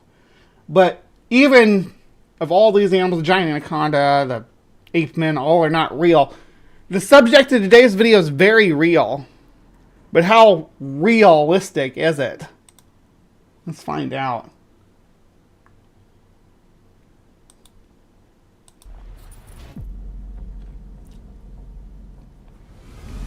Deep in the heart of the Brazilian wilderness, a peaceful fishing trip turned into a tragedy. On a warm Saturday afternoon, in a rural area of Brasilândia de Minas, a small municipality located about 600 miles northwest of Rio de Janeiro, Brazil, 3 friends decided to spend their day fishing at a lake. The trio, consisting of 2 middle-aged men and 1 30-year-old man, arrived at the lake and began setting up their gear. The day started out peaceful with the I like how the one guy gets to be 30 years old, and then the other 2 guys just get to be vaguely middle-aged. Chatting and laughing as they cast their lines into the water.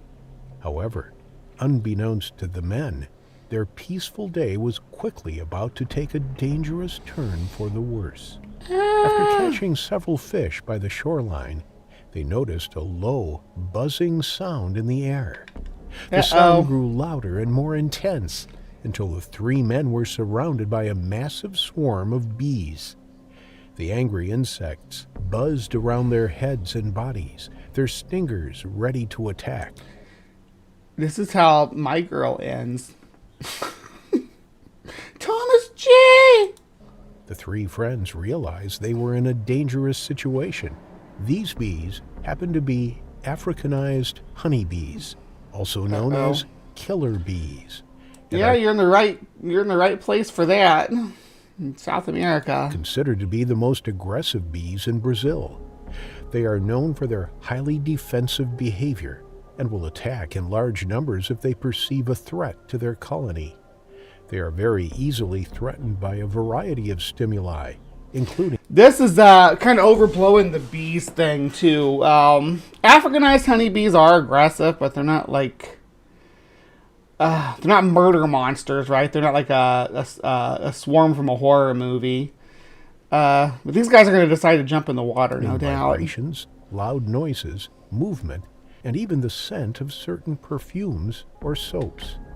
It's likely that the scent of the bait or fish the men caught drew them. It's funny because the genetic drivers that make the Africanized bees like aggressive towards us are because they come from Africa, where humans come from, so they evolved alongside of us, so they have built-in defenses against us. It's sort of like how the Japanese honeybees, they have this built-in defense where if like a wasp or something invades their hive, they will like swarm it and they will vibrate and heat it up until they literally cook it from the inside, right? They cook it, they kill it that way with heat from vibrating. But other bee populations don't do that because they don't have those Asian giant hornets in their native habitat. So they don't have that defense mechanism, which is why when the murder hornets, which are just, again, northern giant hornets from Asia, or they used to be called Asian giant hornets, that's the biggest threat. They're not actually a threat to people. They're a threat to agriculture, to the honey industry. But the bees aren't even the focus here. But yeah, get me on a tangent about bees, and I'll go on and on because the misinformation about bees here is problematic. Just about their character and whatnot, but this is just setting the groundwork for what's to come. The honeybees towards them, and the movement of casting a fishing line triggered a defensive response from the nearby honeybee colony. Panic set in as the bees started to swarm around them, stinging them relentlessly. The friends frantically tried to swat them away, but there were too many. The pain was intense, and they were getting stung all over their bodies. The three friends dropped their fishing rods and ran in. Also, did you guys know that if you do swarm, it'll play the killer bee scene from Tommy Boy? Oh, not swarm. This is mostly what I have y'all do if there's like a troll that shows up, just to let the mods know, but it'll say this. Yeah. Different directions. The 30-year-old man, desperate to escape the painful stings, made a split-second decision and jumped into the lake. His two friends soon followed. Little did they know, the lake was home to a school of deadly piranhas. Piranhas... No, not deadly piranha. You jump into a piranha's water with piranha in it, you'll be stripped to your bones in seconds and minutes. They can strip a whole cow in minutes, right? Are found in freshwater rivers and lakes in South America and are known for their voracious appetite, which can quickly turn them from a passive scavenger into a deadly predator. They feed on a variety of prey, including fish, birds, and even mammals, and are capable of stripping their prey down to the bones in just a few minutes. Despite their reputation, piranhas are not typically considered a threat to humans, but on this fateful day, they were. At first, the men took in a sigh of relief as the bees retreated after jumping into the lake.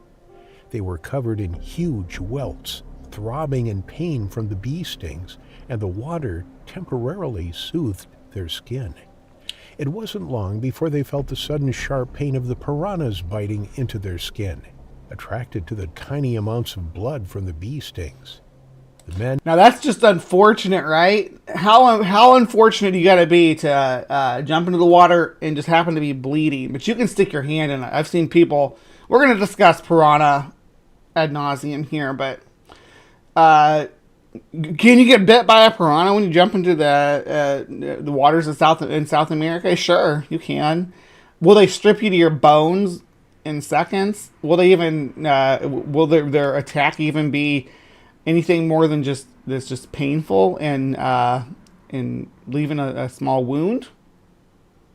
And now realized the danger they were in as the water around them became turbulent as the piranhas started to attack, causing them to thrash and panic. The friends desperately tried to swim to the shore as quickly as possible. Now you got piranha, was it Piranha 3D or whatever, where the piranha are huge and just like they do eat people, like chew someone in half and stuff. It's crazy. That's not a realistic depiction, though. The attack from the piranhas made it difficult for them to escape. The fear and confusion of the situation... Oh my gosh, that's a brilliant idea. Half bees, half piranha.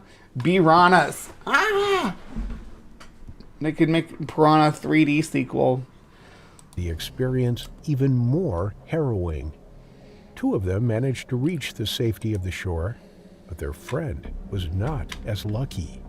The piranhas surrounded him while taking chunks out of his skin, and he was unable to keep himself afloat. The other two tried to help, but it was too late. The man disappeared beneath the surface of the water, and his friends were unable to save him. Divers were called in to search for the man's body, and it was eventually found. And just to keep things in perspective, we talk about animals that are potentially dangerous to people, right? One of those animals is the piranha. But when you make the comparison, you can't even do like you do with sharks, for instance, where you say, oh, sharks kill X amount of people how many people do sharks kill a year? So yeah, there'll be statistics. On average, there are 16 shark attacks per year in the United States, something like that, right? When it comes to piranha, it'll be what you can count on as far as fatal piranha attacks. It's what you can count on one hand per decade. So they're not even, the threat that piranha can actually pose on humans and the circumstances in which they have to be to have those, the fish respond that way are very specific, right? Very narrow. the following day floating 13 feet from the shoreline. The man's face, ears, and parts of his body had suffered lacerations caused by the piranhas. The extent of his injuries suggests that the man was in the water long enough for the predatory fish to attack him. The tragedy was ruled a tragic accident by investigators, who found no signs of any criminal activity. It remains unclear if the fear and stress of being attacked by the piranhas caused the man to drown, or if the fish themselves caused his death. And that's going to be also that's a factor that comes into place when you're talking about shark attacks too, though, is was this induced by, or did the person drown before they succumbed to blood loss, or, you know, and does it really matter at that point? Does it even matter? The most typical cause of death from a piranha attack is usually blood loss from multiple bites, as piranhas have sharp teeth and a powerful bite that can tear away chunks of flesh. Additionally, piranhas are known to attack in large numbers, and a person who is attacked by a swarm of piranhas may receive hundreds of bites in a short amount of time. This can cause rapid blood loss and shock, which can lead to death, even if the person receives medical treatment. In some cases, people who if their teeth are so sharp, and the cuts are going to be so fine and they're going to be so jagged that it's hard to stitch and hard to bandage, just from the nature of the wounds caused by their teeth. Who are attacked by piranhas may also suffer from infections, as piranhas are known to carry a number of harmful bacteria in their mouths. The wounds caused by piranha bites can quickly become infected, and if left untreated, this can lead to sepsis and death. Regardless of the details, this tragedy serves as a chilling reminder of the dangers that can lurk in even the most seemingly peaceful environments. The once tranquil lake now serves as a haunting reminder of the tragedy that took place on that fateful Saturday afternoon. Yeah. We're not going to go into the horse because we're talking about piranhas, not horses. So let's see, some truths. Let's drop some truths about piranhas for a change. Freshwater fish species that are known for their predatory nature and razor-sharp teeth. These fish are often depicted as aggressive and dangerous, and while they do have the ability to inflict serious injuries, they are not as lethal as their reputation would suggest. There are approximately 60 different species of piranhas that are native to South America. They are found in the Amazon River basin, as well as in other freshwater habitats in Brazil, Venezuela, Colombia, Peru, and other neighboring countries. And they're usually pretty chill. Like, if you ever see somebody with... and most of us have seen... That was a bunch of noises I just made. A bunch of noises. Anyway, if you see piranhas in an aquarium habitat, they're usually, like, chill like this. They're, like, just, like, hanging out. Aren't even moving around. Just, like, maybe bobbing up and down, back and forth a little bit in the same area. They like to just hang out with each other. Predatory nature. Piranhas are carnivorous fish that primarily feed on other fish, although they will also consume crustaceans, insects, and even small mammals that venture too close to the water's edge. They are known for their razor-sharp teeth, which are used to tear flesh from their prey. Contrary to popular belief, piranhas are not mindless killing machines that attack anything that moves. They are actually quite cautious and will typically only attack when they feel threatened or when their food supply is scarce. In fact, most piranhas are more interested in scavenging on dead or dying fish than actively hunting. Piranhas are also social creatures and will often hunt in packs, especially during the dry season when water... And sometimes they're like nervous. They're such nervous fish. You could actually drop a dead fish into the piranha with the piranhas in like an aquarium, and they'll be so reluctant to... Yeah, I'm starting to sing the witch doctor. They'll be so reluctant to attack they'll be like, one will move forward and move back, and then another one will, until finally one of them gets enough courage to bite it. Yeah, they're not exciting fish. Levels are low and food is scarce. This behavior can be quite intimidating to humans. And they're actually pretty high maintenance too, because they need a lot of gallons per fish. So yeah, piranha. Well, I guess that depends on the species too. I'm thinking of like red-bellied piranha. As a group of piranhas can quickly strip the flesh from a carcass in a matter of minutes. Amazing facts. Piranhas are fascinating fish with a number of unique characteristics. Here are just a few of the most interesting facts about these creatures. 1. Piranhas have excellent hearing and can detect low-frequency sounds that are inaudible to humans. This allows them to communicate with one another and locate prey, even in murky... Isn't that so cool? Piranhas have their own like low-frequency language that we can't understand, where they talk to each other. Water. 2. The teeth of piranhas are so sharp that they can easily slice through flesh and bone. In fact, some species of piranha have teeth that are so sharp they have been used to make cutting tools by indigenous tribes in South America. 3. Piranhas have a reputation for being incredibly aggressive, but this is largely exaggerated. While they can be dangerous when threatened or hungry, they are generally quite shy and will avoid human contact whenever possible. 4. Piranhas are popular game fish and are prized for their fighting ability. Many anglers travel to South America specifically to catch these fish, which can... Some piranhas get pretty big too, not the ones that you get in aquariums generally. Like red-bellied piranhas are usually about, they don't get much bigger than, no, I guess soda can lid, or about as big around as a coffee cup. But there is the black piranha, gets a bit bigger. I think they can get like a good 20 inches long. So they can be a good sized fish. Can grow up to 3 feet in length and weigh over 10 pounds. 5. There are some species of piranha that are herbivorous, feeding mainly on plants and fruits. These fish have specialized teeth that are designed for grinding rather than tearing flesh. Deadly species of piranha. While all... It's weird how it said deadly species of piranha and it shows a marine ecosystem though. Because that's one place you're not going to find piranhas, is out here on the coral reef. Species of piranha. While all species of piranhas are capable of inflicting injuries, there are a few that are considered to be particularly dangerous due to their size, aggressiveness, and sharp teeth. Here are a few of the most deadly species of piranhas. 1. Red-bellied piranha. This is one of the most common species of piranhas and is found throughout the Amazon basin. It has sharp teeth that can easily tear through... These are not red-bellied piranhas right here, just so you know. What it just showed a second ago were flesh, and it is known for its aggressive behavior. While attacks on humans are rare, they have been known to occur. 2. Black piranha. This species is the largest of the piranhas and can grow I don't know if this is a black piranha. I'm not familiar enough with their characteristics to know. I know that last one I showed was not a red belly.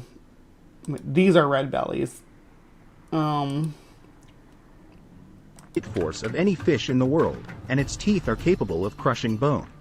It is known for its aggressive behavior and has been... Black piranha. This species is the largest of the piranhas and can grow up to 2 feet in length. It has the strongest bite force of any fish in the world, and its teeth are capable of crushing bone. I don't think that's true either, at least not if you're including sharks, because pretty sure the great white shark has the strongest bite force of any fish. Bony fish, I'm going to be an asshole and say if you're talking about bony fish that have the strongest bite force known right now, I'm going to say at least what we know would be a saltwater crocodile, right? Because saltwater crocodiles are placoderms, just like all tetrapods are placoderms. You're a placoderm, I'm a placoderm. We're all placoderms. Because that's since we have like these jaws that essentially we developed a jaw to crush and consume our food with. We were the first ones to do it, and it really only happened, as far as we know, it only happened that one time. So, among the vertebrates anyway, we have the single jaw. Obviously, some species have evolved jaws that do other fancy stuff, like how snakes have a jaw that's not attached at the end, so it's basically if they have three jaws, but Yeah, anything with a jaw is technically descendant from placoderms, and you never outgrow your ancestry because of the law of monophyly, so we are all jawed fish. So the strongest bite force among jawed fish is going to be the strongest bite force among tetrapods, which is going to be currently the saltwater crocodile. Obviously, a case can be made for extinct species like Tyrannosaurus rex, but not weird to say Tyrannosaurus rex is the fish with the highest bite force. Does that make you uncomfortable to say something like that? Tyrannosaurus rex is the fish with the highest bite force. It is known for its aggressive behavior and has been known to attack humans who venture too close to the water. 3. White piranha. This species is found in the rivers of the Guianas and Brazil and is known for its razor-sharp teeth. Wait, what? You keep showing the gold flake piranha, though. These are gold flake piranha, right? It is highly aggressive and will attack anything that enters its territory, including other fish, animals, and humans. That 4. sounds... Pygocentris nattereri. This species is also known as the red piranha and is found throughout the... Those are Arapima? How do you say this? Arapima? The big fish from the Amazon too, but they're not piranha. Amazon basin. It has sharp teeth that can easily tear through flesh, and it is highly aggressive when threatened. Attacks on humans are rare but have been known to occur. Conservation status. Despite their fearsome reputation, piranhas are not considered to be endangered. However, well, I mean, that's a blanket statement to make about a myriad of species. What, like, there's like 23 species of piranha? Let's see, how many species of piranha are there? I don't want to speak out of my butt. They're a subfamily. Boom, boom, boom, boom. So subfamily with how many genuses even? No, it's not going to tell me here.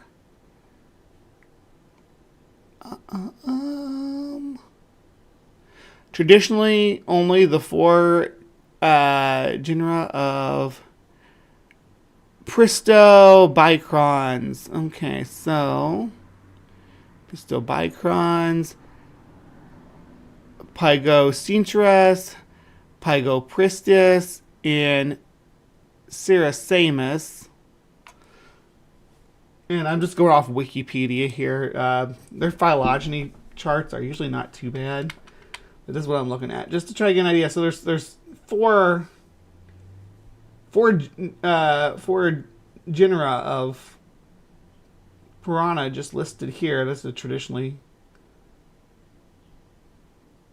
yeah, and they are related to pacus, but that's just a blanket statement to say about them all. This video actually went from being pretty based, but to having just some misinformation, which is funny because it's debunking the myths.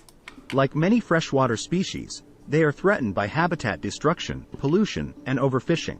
In recent years, there has been a growing interest in the captive breeding and conservation. More coral marine environment fish and coral reefs where you will not find piranhas, particularly among aquarium hobbyists. While captive breeding programs can help to ensure the survival of these fish, it is important to remember that they are still wild animals and require specialized care and attention. Conclusion. In conclusion, piranhas are fascinating and unique creatures that have captured the imagination of people around the world. While they are often portrayed as bloodthirsty killers, the reality is that they are just another part of the delicate ecosystem of the Amazon River basin.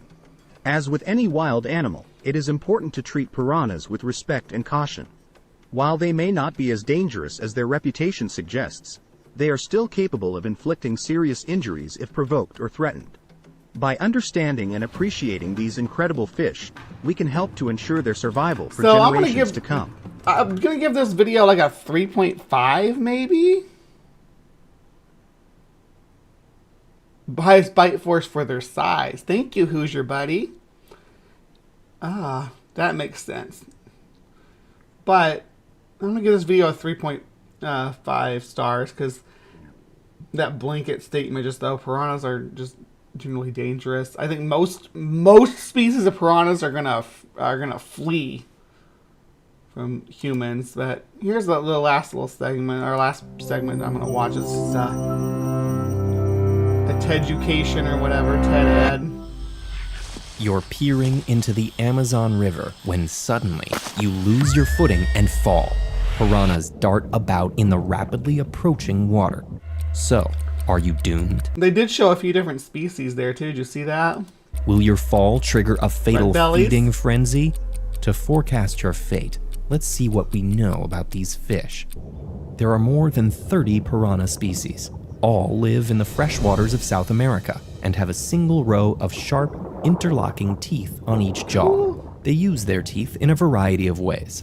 Many are omnivorous and supplement diets of things like insects, crustaceans, worms, and fish with fruits, seeds, and other plant matter. Some, like red-bellied piranhas, both hunt and scavenge, and others, like wimple piranhas, have specific dietary predilections, almost exclusively going after other fish's scales. Species like red-eye piranhas are more solitary, while red-bellied piranhas that's the one that my one of my friends has, is a red-eyed piranha. She just has the one, and it's like, yeah, you can have. They're solitary. They're really creepy because they have the red demon eyes. But they like to like hide. So it's like Bowis in its cave with its little red eyes peeking out. Form shoals of 10 to 100. Red-bellied piranhas are among the most popularly depicted and commonly regarded as especially aggressive. However, their reputation for rapacious pack hunting is misinformed. It's thought that the main benefit of their group living isn't cooperative hunting, but instead protection from predators, of which they have many. Larger, mature red-bellied piranhas tend to assume privileged positions at the shoal's center, where it's safest. And scientists have observed that red-bellied piranhas in smaller groups breathe faster, probably because they're more anxious. Interestingly, they also communicate.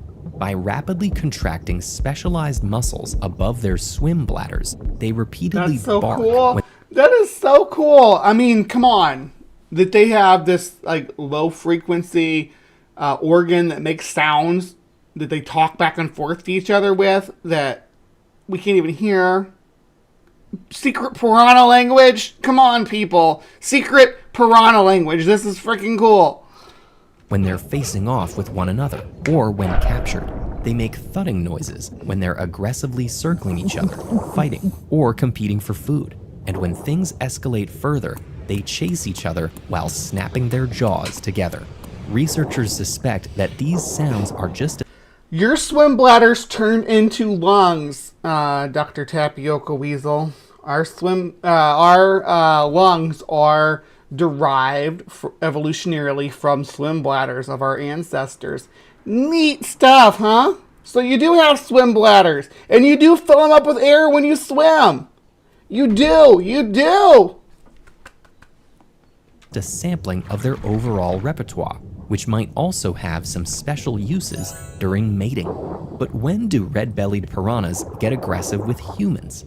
Well, when they do bite people, it seems to mostly happen in scenarios when they're being handled, when people are spilling food. Yeah, that's the thing too. You talk about all the piranha attacks and people getting injured by piranhas. Almost exclusively is fishermen, sports fishermen. So, and what are you gonna do? It's like beekeepers complaining about getting stung by bees. There's a good one for you. Or cleaning their fishing catch in the water, or when people disturb piranhas while the fish are mating, or guarding their eggs during the wet season.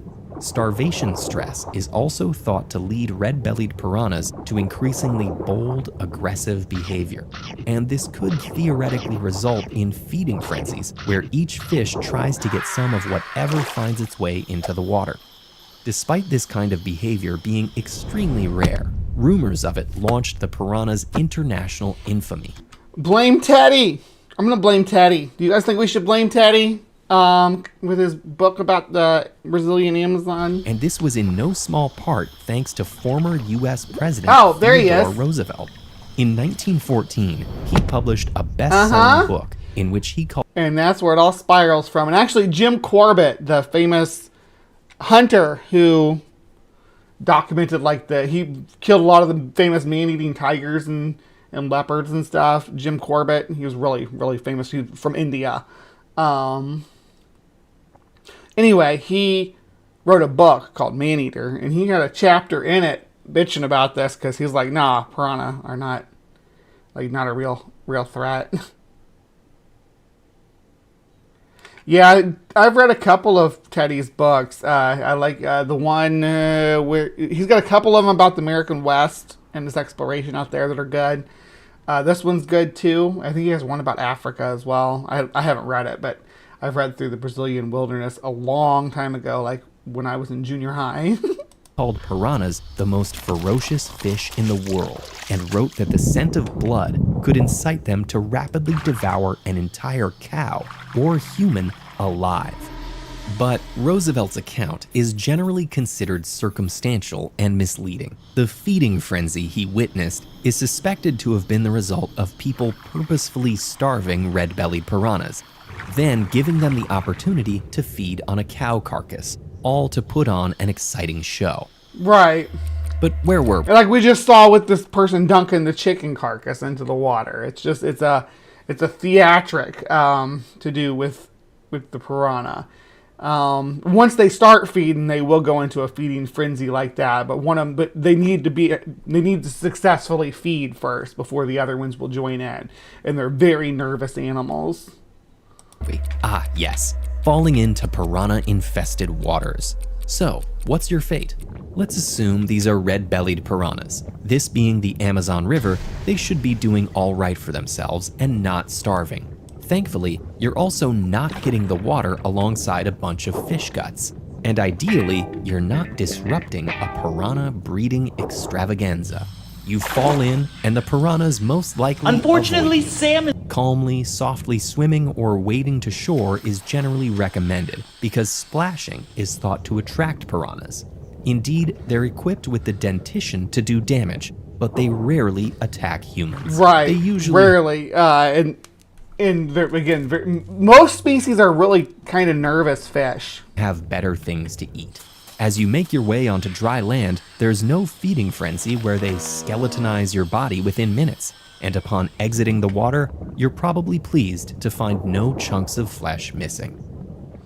Piranhas are far from the only... It would have been nice if they would have had a jaguar pounce on her at the end there, just for good measure. But here's what I'm talking about. Watch these piranha react to a piece of raw fish being dropped in their midst. Salmon skin seems to be my piranha's favorite meal. This is their favorite. Is a 700-gallon aquarium with 30 red-bellied piranha, most of which are hidden in the plants. So if they haul it back into the plants, we can say goodbye to it. Look at that chunk that one just took out of. Oh, wow, another one. Oh, here we go. Did you see that? Yeah. How reluctant they were at Don't first? Don't take it into the plants. We're not going to be able to see anything. Guys, and there we go. They just bury it down into the plants. Oh, look at just the mess they make out of that. Unfortunately, salmon skin seems to be so watch how reluctant when it hits the water and starts falling down. Mind you, this is a 700-gallon aquarium with 30 red-bellied piranha, they don't want anything most to do of with which it. Are hidden in the plants. So if they haul it back one into of the them plants, comes up, we can takes say a goodbye bite. to it. Look at that chunk that one just took out of. Oh, wow, another one. Oh, see how the first one took the bite, and then after that they started following through. They're like, oh, food, because it's probably giving that, it's got that organ above its swim bladder. It's clicking, saying, yes, this is good food. And then they all respond in kind. So, yeah, that's where we are. So, our piranha ferocious monsters that are lurking in the every river in South America to strip you down to bones? Probably not. Like there's no species currently that would do that. There were extinct species of piranha that got quite a bit larger than all the extant species. We might talk about those sometime on Paleo Peak or something. We do have a Paleo Peak coming up at the end of this show, but that's going to be after Bree's Bestiary. So, what do you think? Are the fears of piranha overblown? Is this piranha propaganda that we're dealing with here? Let me know in the comments down below. Thank you so much for sticking with me. Please remember to be kind, take care, and we'll see you next time. All right, don't go anywhere again because we got more show to come. We just had to cover our Cryptic Corner, cover our Sci-Fails. Cryptic Corner, we had all the Chernobyl monsters. Sci-Fails, we had the alleged man-eating piranha. We're going to continue right along with some wicked animals. So stick with me after this brief intermission, and we will see what else is on the agenda, because we got Bree's Bestiary coming up with some boar battles.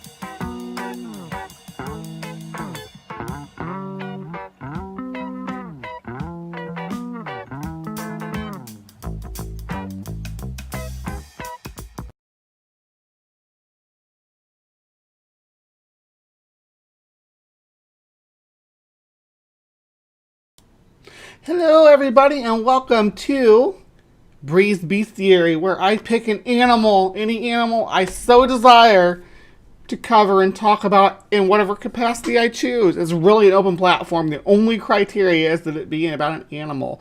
I generally try to focus on animals that have been domesticated first. I'm trying to get them at least out of the way. But because my interest, a lot of them lie in genetics, right? And the way that different genes are passed on and down hereditary lines, and how that reacts. That's why I put that segment before this, where it shows all the different colors of shrimp that you can selectively breed. Now, when it comes to domestic animals, I mean, we've done this a lot. Dogs are a great example. We've shape-shifted dogs into about every... Dogs are into every form that you can think of. Dogs are like a Swiss Army knife of organisms, right? You can... make them little and tiny. You can make them big and have them so that they want to fight. They'll be willing to fight a lion for you, right?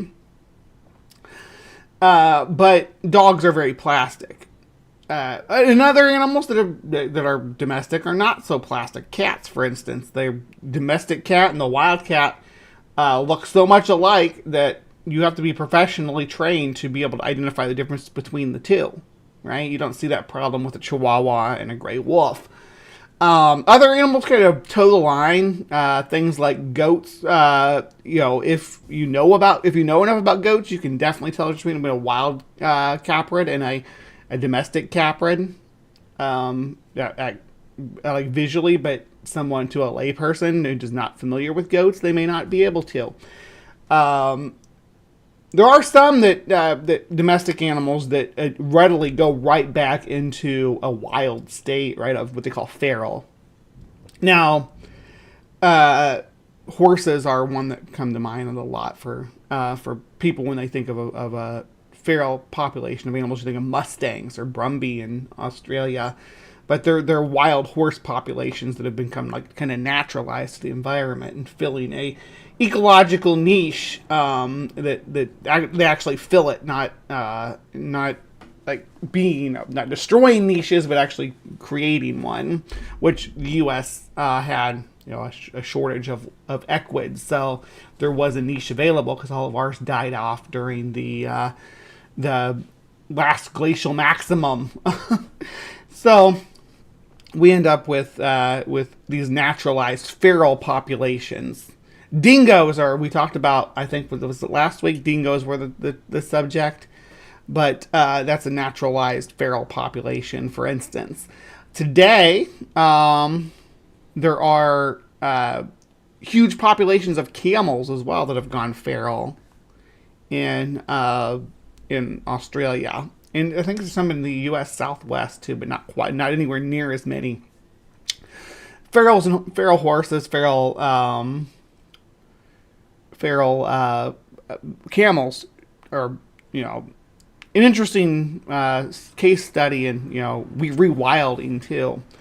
However, there's one animal that goes feral like no other. And I always love porn music. The nature of these animals is it has been used for like ecological warfare. Like we would literally just drop them off on islands to populate it, and so we'd have food. Because I'm talking about pigs, if you haven't picked up on that, but pigs will just go right back to being in the natural environment, right, where they can like root around and find their own food and raise their own family without any human interference at all, right?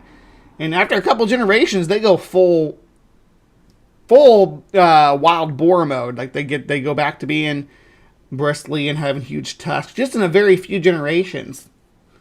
We populated the world with these creatures, and they've caused a lot of extinctions. They're right up there with rats and cats. Pigs are, as far as the destruction to the ecosystem. They are root eating, egg eating, fungus eating. They'll eat anything. That's the benefit of them too. Like you can carry pigs on the ship. That's why they when they were populating these islands and stuff, they didn't, when you're exploring the Caribbean, you're coming from Europe and there's no place else around. You're going to wanting to choose an organism that can eat a variety of food, whereas like a cow or sheep or even goats are going to be largely herbivorous and need some kind of feed on board in order to thrive. Whereas a pig can eat just your table scraps, right? Pigs can eat what we eat, essentially. So makes it a lot easier to carry pigs around with you than to carry sheep or goats. So that's how we populated the Caribbean and stuff. We'd drop pigs off on these little islands. Now we wouldn't build settlements or anything. We'd just drop some pigs off there, and just be like, okay, in 5 or 6 years I'm gonna come back and there's gonna be a population of pigs I can eat on this island. And they did that all over the place, all over the South Pacific, all over the New World, including the continental United States, because the North America and South America did not have any native suets. They had peccaries, which filled the similar niche, but they're a bit different. They're furrier, generally smaller. They have giant heads. And they're aggressive. We will talk about peccaries at some point in the future because they did attempt to domesticate them in South America during Mesoamerican times before colonization. There was actually they were working towards domesticating a breed of peccaries. So we will talk about that at some point, but we're talking about pigs right now, and they brought pigs. The conquistadors, when they would raid like Aztec and Inca cities and declare war on them. Basically, they would show up with the horses were in the front, and sure, that's scary, but they also, in their wake, they brought boars. They brought pigs behind them because just for the same reason, pigs were easy to maintain. It you can sustain pigs on the same thing you can sustain an army on, right? You don't need to find pasture land for pigs. If you have the capacity to feed an army of humans, you have the capacity to feed some pigs. So they'd bring pigs with them. Chickens eat just about anything too. That's true, John. Absolutely. And we'll talk about chickens at some point as well. I promise. Let me clear my throat. And as far as the domestication of pigs, there's been a lot of unique breeds throughout history. One of my favorite breeds is like this Scottish breed called a Grice that was very lean and warthog looking, like a cross between a warthog and a dog. But they're extinct now, and there were a lot of these indigenous breeds that went extinct after contact. Even different European islands and stuff had their own breeds. Different Asian islands had their own domestic breeds. But in Greece, pigs were used as war animals, not against other soldiers, because soldiers can generally cut down a pig pretty easy. But you know what pigs were good at was scaring the hell out of elephants, but only if you lit them on fire.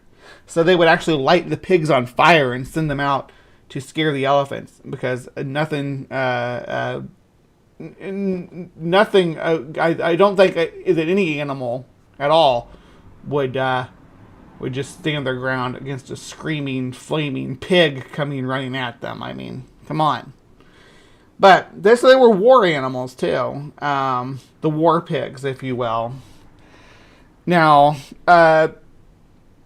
domestic pigs are all descended from wild boars, and I'm going to kind of toe the line here because it's the same species, and feral hogs turn back into what is essentially a wild boar phenotype. That's what's most successful. So, one person who's covered this, and it's been kind of funny to watch, is Cody Johnson from Some More News. So I do want to just watch a couple of clips of this real quick. Teleporting boars? Really? We're doing like... This is from like back when he was on Cracked too, before it was Some More News. This is just more. This is just some news when it was on Cracked, where he started his reporting on the boar epidemic. On this, I don't know why I'm surprised. We're pre-recording this. I'm clearly reading from a script. But still, premise seems kind of dead in the water. Hey, speaking of dead in the water, fun time at the beach with family. Maybe catch a few rays, eat a soggy pastrami. Boom! It's monkey f***ing boar o'clock! That swine erupted from the sea like a goddamn kaiju, only to immediately bully the weak. Where did it come from? Did it teleport? Seems like I'm jumping to conclusions, but if you were to list the top 5 theories to how a boar came wailing from the ocean, I bet teleportation would be on there. The Baltic Sea, too. Yeah, just BAM! Yeah, it's young Cody. I know. Just one instance of a boar suddenly spawning into existence isn't enough to build a whole theory around. Baby Cody. So here's another. This one, from about a year before the beach video, features a similar looking boar bursting through the ceiling of a Hong Kong mall like some kind of Jackie Chan stunt. Where the hell did it come from? I once again ask. And if you think I'm done with just 2 videos of angry bebops life-bombing civilians, you are... I love what he calls them angry bebops, because I don't know if you guys know this about me, but I have like this like thing for Bebop and Rocksteady. I just I love them. They're like some of my favorite characters like of all time. I have like Bebop and Rocksteady destroy everything comics and stuff. So I'm really into the characters. They're total doofuses, but they're kind of like a Beavis and Butthead sort of characters. But I love them. So him calling the boars Bebops makes me smile inside. Really mistaken. Let's go down the timeline. March 14th, 2012, in what appears to be Latvia, a boar attacks and tries to get inside a car. Look at that! December of 2012, 2 miles from the port of Zumaya, Spain, a boar is seen swimming in the middle of the ocean. July 17th, 2013, security and home footage captures a boar running wild on the streets of Prague, only to attack several people. November 14th of 2014, a boar sets off the alarm at a German hardware store and proceeds to wreck up the place. March 10th, 2015, a wild boar attacks a couple on a walk in France, only to be chased away by a couple of goddamn hero ponies. Fuck yeah, let me hear that again. Hero ponies. France, only to be chased away by a couple of goddamn hero ponies. May 11th, 2015 was the aforementioned Hong Kong mall incident.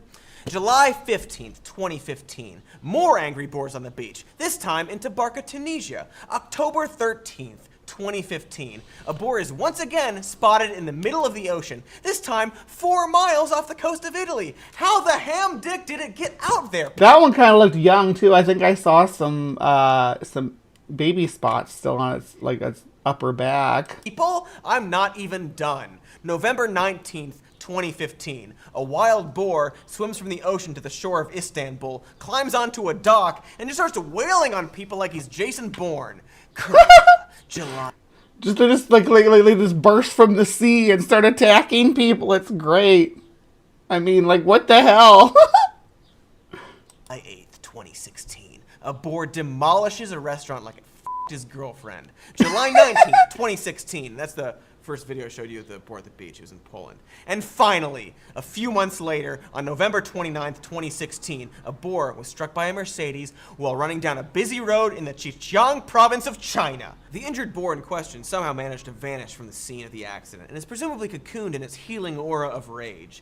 And look, you can believe that this was just multiple boars who happened to all wander in strangely public areas, or you can follow me on this journey of evidence. Here's the boar conspiracy. It's all one pig. A single pig has been teleporting across Europe and Asia. I showed you the timeline. Now let's look at it. Jason Bourne. Oh, good. Tapioca Weasel, you've won the internet. Yes. Map. Assuming it's all one pig, the hostile little fella has been zigzagging between 2 areas, starting in Russia, which you might recall is also the home of Chernobyl, and on the other end of Chernobyl callback from the start of the show. If you didn't catch the start of the show, we covered mutants and monsters of Chernobyl, because yesterday was the 38th anniversary of the Chernobyl meltdown. The path is Fukushima. What do these 2 famously radioactive locations have anything to do with Fukushima? I guess we need to do a Fukushima episode too. Well, it just so happens that both of these places are overrun with nuclear boar. In fact, nuclear boar is finding traces of radiation in their boar meat, everywhere from Germany to Italy, which happen to be 2 places that we've seen boar attacks. Also, these boar sightings have been... It's the same thing with the wolves too. The wolves are spreading outside of the Chernobyl zone too with their radioactive DNA. So it's entering the mainstream. It's entering the bloodstream of the ecology, the radiation, and it's shaking things up. Mainly clustered in Europe and East Asia, 2 areas that have a high amount of nuclear power plants. You feeling me? Now, look, if I'm wrong, no big deal. But if I'm right, we owe it to ourselves to find out what this magic pig wants with our nuclear reactors, don't we? And why exactly is it f***ing its way through Europe like an irradiated trust fund kid? And it is f***ing. Just because it's radioactive doesn't mean it's sterile. I know, I've looked into it. A study from the University of Tennessee... You'll be looking into Cody's search history back in 2019. ...found no difference in the volume of ejaculate between irradiated boar and their control group, but rather just a small percentage of abnormalities in the sperm. As for the teleportation itself, in 1974, Stephen Hawking found that black holes emit a little bit of radiation, which could theoretically be used to disassemble matter and send it outside of the whole... Was Chernobyl blown up, or was it a meltdown? The couple of the videos that we watched this morning did say an explosion. But when I see the footage of it with the elephant foot and stuff, it looks like a meltdown. Yeah, so I know it was underreported until neighboring countries until Finland and started to experience radiation levels, and then they had to go public with it. They tried to keep a lid on it. Producing a teleporting effect. It's just simple science, guys! All we have to do now is, I don't know, find out what the teleporting boar wants and just give it to him. Or we wage war on its kind, because these mothers are everywhere. They're taking over America as we speak. The average person has had a boar crawl into their ear while they sleep at least 4 times per year. This is... that's right. It's only a matter of time before they rise up and march behind this radioactive teleporting Neo-Hog. Did you see the Planet of the... And yeah, it's gonna go talk about Planet of the Apes for a second, but this isn't just an isolated episode. He's covered this for years, and years. Apes movies? It's that, but with tusks. Ooh. Bebop! Anyway, that's been my thing. What's up with you? Yeah, but so this was like the prototype for some more news, right? Just some news. It was called Some News, or Some News Special reporting. But Cody did not stop once he left Crack and started doing his own thing with some more news, because...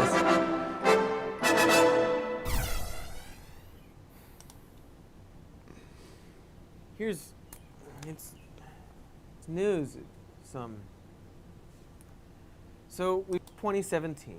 I warned you in 2018, and I warned you in 2019.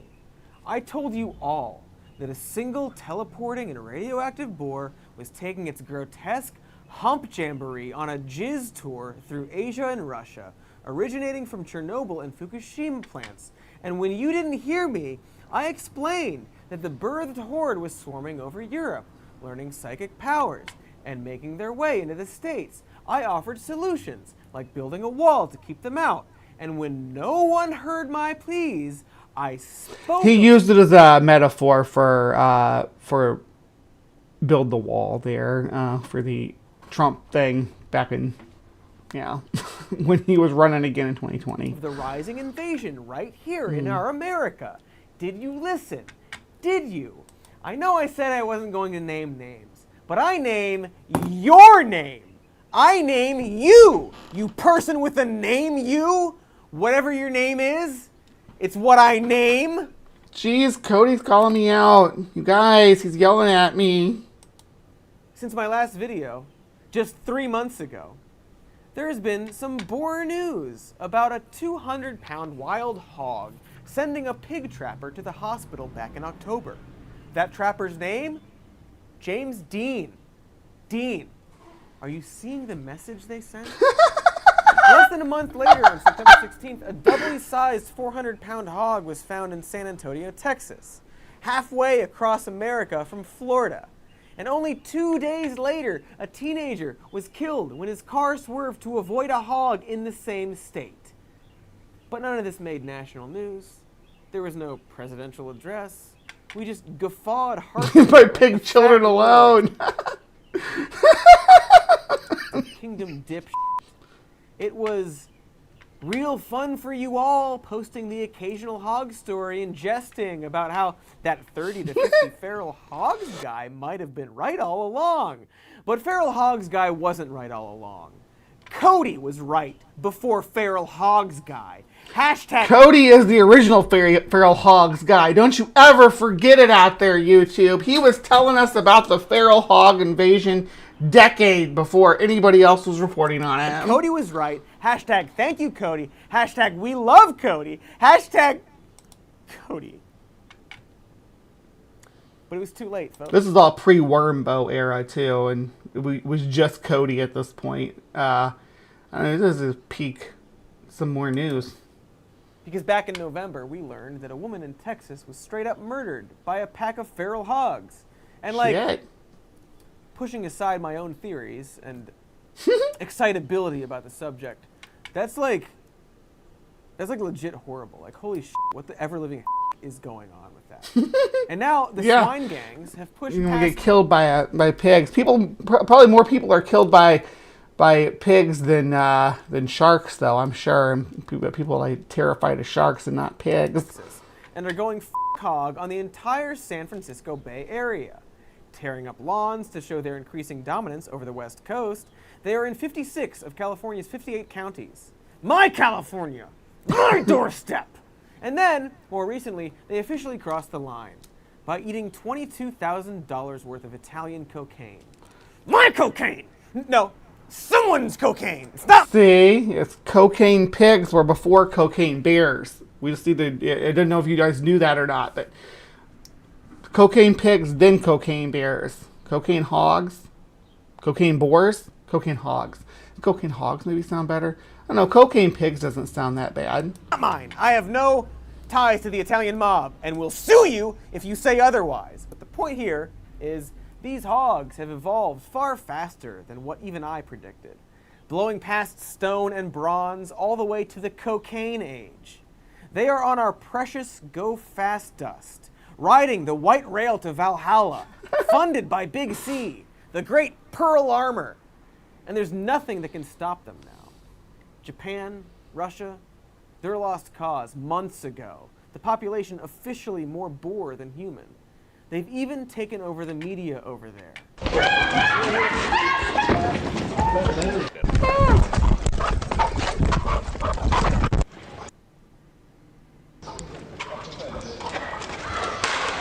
That's right. You think you can trust anything coming out of overseas news now? Back in early 2019, North Korea's agriculture ministry was reporting issues with a swine outbreak, resulting in the deployment of helicopters to sweep the 250-kilometer-long border. And then, radio silence. Despite a clear hog war happening in the country, North Korea's media suddenly went dark on the subject. Gee, I wonder why. And now they're here, pouring over the Canadian border and feeding off our crops and probably babies and wearing little coats to blend in, most likely. Oh, you want to make a pun about it, Guardian? It's some kind of fucking ha-ha joke? Or should I call you bored? Yeah, it's the border crisis they don't talk about is hogs at the Canadian border. Feral hogs. Because you're boars now. To quote Ryan Brook, a researcher in the article, there is a general denial that wild pigs are a critical issue. And I mean, why wouldn't there be? With this clear pro-boar bias in the media, a resource the enemy clearly knew to infiltrate first. How else do you explain this shit?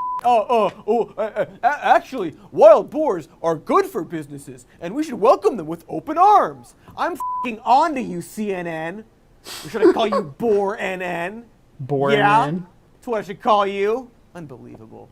At least the government is urging us to fight back, though, and even sending aid to help in the Boer War.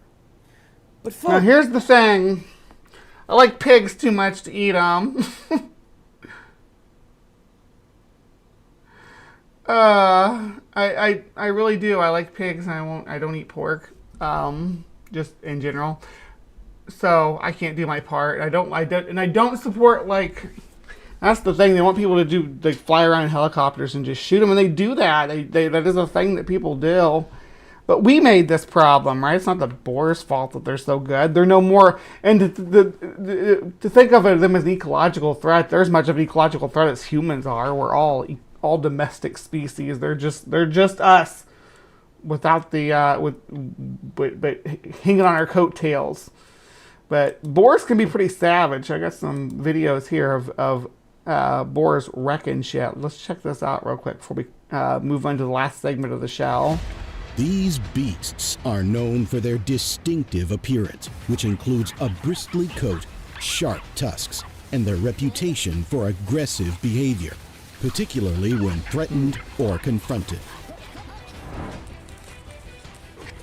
Wild boars are a species of pig that can be found in many parts. They do not mess around. They're just absolute units of the world, including Asia, Africa, Europe, and North America. Come with us as we explore the interesting world of wild boars and see their wild and untamed behavior up close. Let's get started.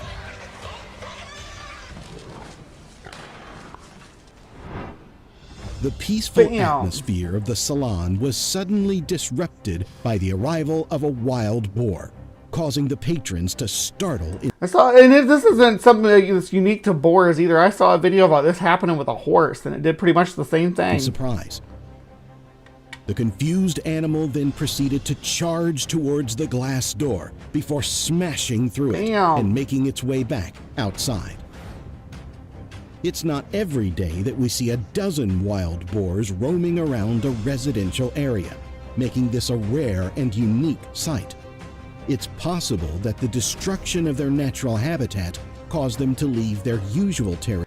You think? That's generally why boars, or why any animal moves into human settlements, is because we've disrupted their natural habitat. But when you're talking about wild pigs too, you're also got to keep in mind that their natural habitat is nowhere in North America, so. And end up in the city.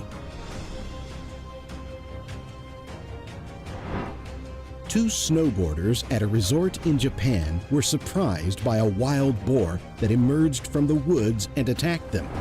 In a brave attempt to defend themselves, the snowboarders quickly grabbed their snowboards and used them as a shield against the animal's sharp tusks. Yeah, you don't want to get gored by a boar. Wild boars are generally shy and elusive animals, but in recent years there have been reports of them attacking people and vehicles when they enter residential areas. As the man walks down the path. Yeah, being bipedal gives us a distinct advantage against charging animals. We have a really good chance of dodging them. Four-legged animals that are charging at you. He spots a wild boar in the distance. The boar appears agitated and charges toward him. Realizing the danger he's in, the man quickly turns and runs away as fast as he can. The loss of natural habitats due to land development is driving wild boars into residential areas in search of food and shelter. Fighting motorcycles? This can lead to conflicts with humans and highlights the need to fighting with those motorcycles. Of human activities on wildlife. In this incident, a wild boar entered a residential area and ended up injuring several people, prompting a response from a team of police officers. Look at the size of that monster. They get their riot shields. Oh, that's a 250-pound pig, right? That's a huge animal. The officers used nets and riot shields to protect themselves from the agitated boar, but it proved too difficult to control. After a chase lasting over a minute, the officers were finally able to capture the boar and safely transport it in a cage back to its natural habitat. Wild boars are known to be grumpy and irritable animals for several reasons. One of the primary reasons is their territorial nature. Check this out. We've got all these people stuck up in the tree. This beast is known to be fiercely territorial and can display aggression towards any perceived threats to its domain. It will defend its territory with great ferocity, even attacking humans or you ever been chased up a tree by a boar? Animals that encroach upon its space.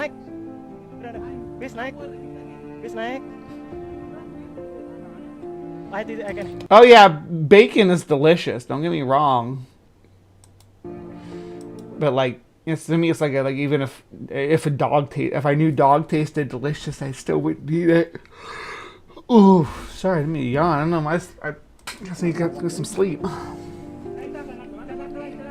As caught the terrifying moment, the animal charged into the forecourt and began to attack staff with great aggression. Despite attempts to fight it off with a metal stand and a log, the wild pig continued to charge, injuring both a staff member and a customer. Where somebody got mauled. And easily agitated. Check this out. These powerful beasts are known for their impressive size that? and strength, Watch again. as well as their ability to run at impressive speeds. In terms of strength, wild boars are incredibly powerful animals with muscular bodies designed for digging and rooting. They have razor-sharp tusks and powerful jaws that allow them to defend themselves. Always, it always catches me off guard when I think about how small their babies are compared to the adults, because they're almost like it's like a mother duck and ducklings kind of comparison, because they have a lot of babies. Against predators and compete for resources in the wild. This video clip proves that wild boars are very tough creatures. And despite being hit by a speeding vehicle, the boar is still able to run away, showcasing its incredible strength and resilience. This shocking video shows a wild boar emerging from the Baltic Sea and swimming through the waves, leaving beachgoers in awe. However, the situation quickly turns dangerous. This is the one Cody was just talking about. And attacked innocent tourists. Yeah, this is the one Cody was going on about. Enjoying their time. Eventually, the ready to boar fight. Was able to find its way back into the forest.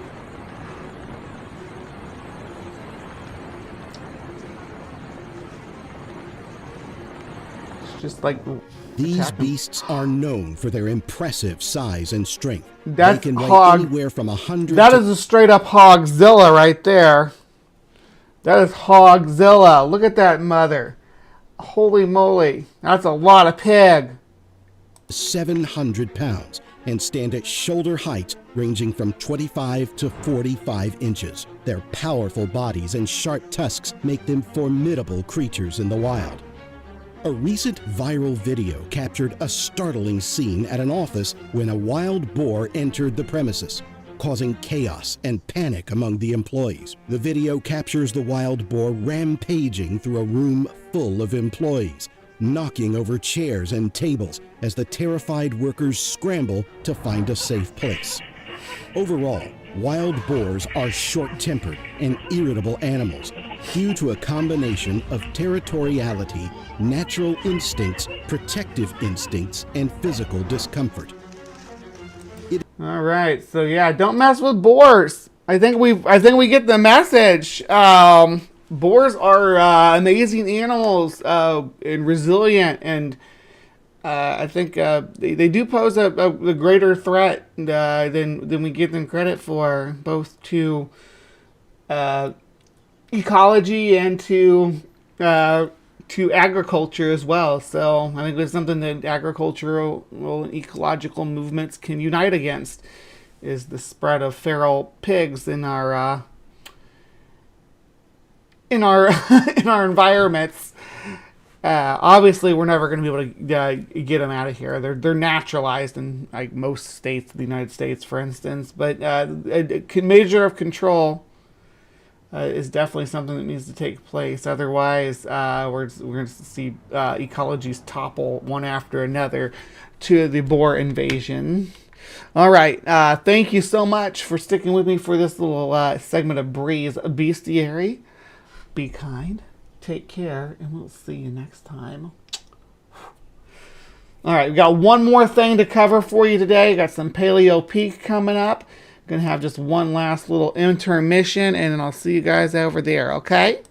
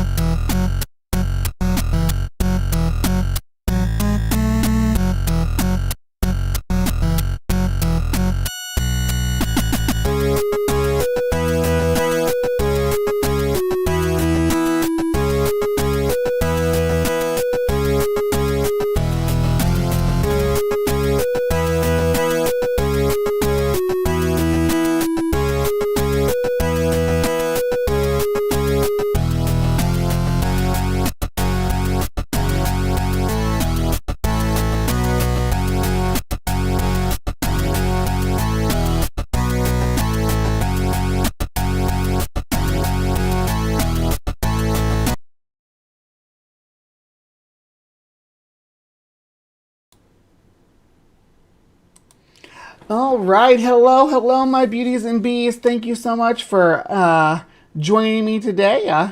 I am going to be just making this real short because this is so fresh that I don't want to say any more about it than needs to be at this point. But I do want to report on it before it blows up too much when I look for more updates on it. But if you guys have not been keeping your finger on the pulse, we have a new largest snake to ever live discovered. This time it's in India, so far from the Amazon basin where Titanoboa, the previously recognized largest snake in the world, lived. This one's allegedly, they're always going to make this comparison, but longer than a T-Rex. Which everything's got to be compared to T-Rex for some reason when it comes to paleontology, but I digress. The reptile lived around 47 million years ago, so around the same era that the Titanoboa lived in. It was this post-dinosaurs, Paleozoic, Paleocene era, where there were a lot of giant reptiles roaming around trying to fill the dinosaurs niche. There was a lot of competition for who was going to replace the dinosaurs as the top competitor. And for a long time, it seemed like the reptiles were going to do it because they were at the top, right? And it was warm. It was so warm during this period. 47 million years ago. I just want to make sure I got the right time period because I said Paleocene, but it might be later than that.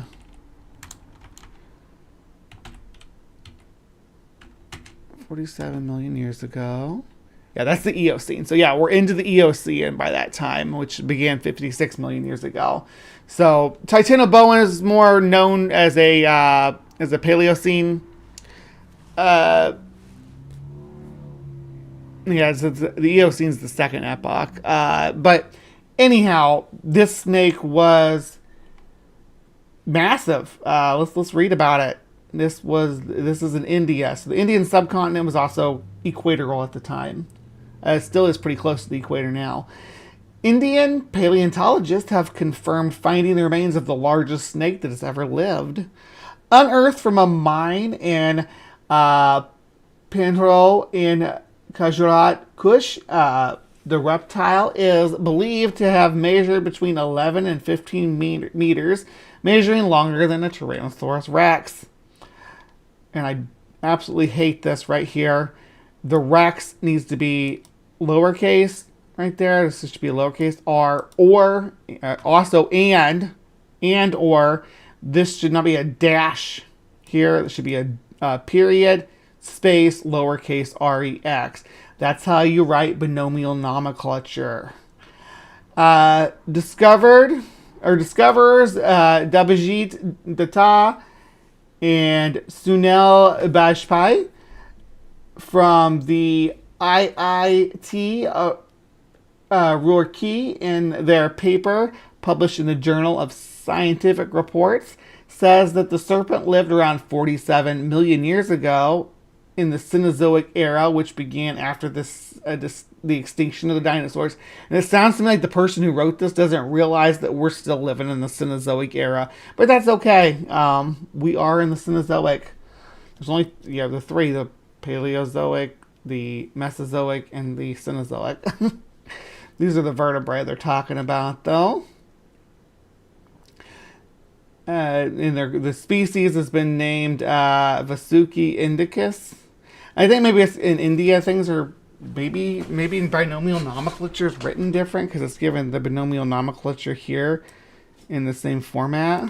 I don't know if that's just an Indian thing. I don't want to be culturally insensitive, but that's not how we do it on this side.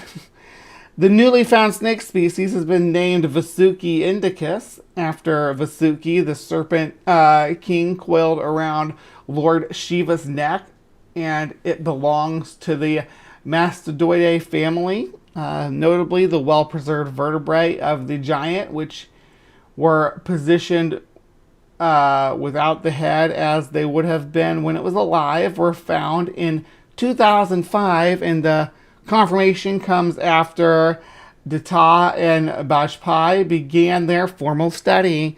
The pair told Forbes in an email that the unusually large size of the remains surprised them most. However, it is estimated the snake had at least 800 vertebrae in total. They say it could be the largest snake that ever lived.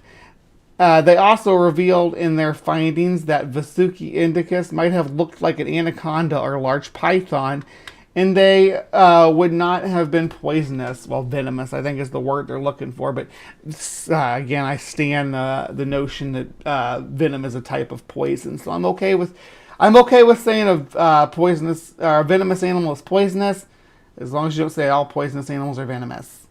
However, the experts are unsure about the snake's prey and speculate it may have included smaller reptiles, including crocodiles. They said in the paper that the slow-moving snake, which weighed up to a ton, was more likely an ambush predator due to its size, and all large constrictor snakes are ambush predators today, so definitely checks out.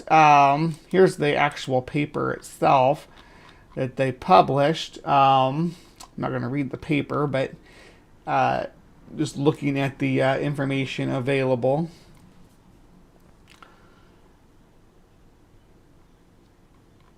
The location and all the dig information. Pretty cool stuff. The vertebrae. But there's no reconstruction, I don't think. I looked down through here, I don't think I saw a reconstruction. I'm going to look again. Always like to look for a reconstruction. Here's a phylogeny.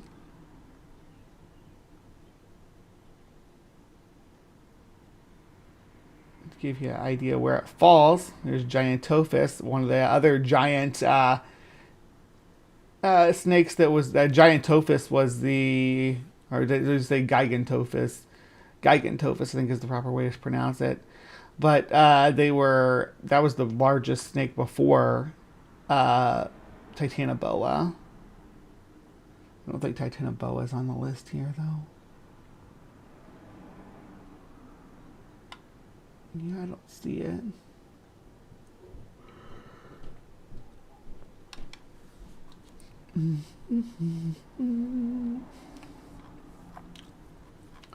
Yeah, pretty cool stuff, huh? Phylogenetic implications.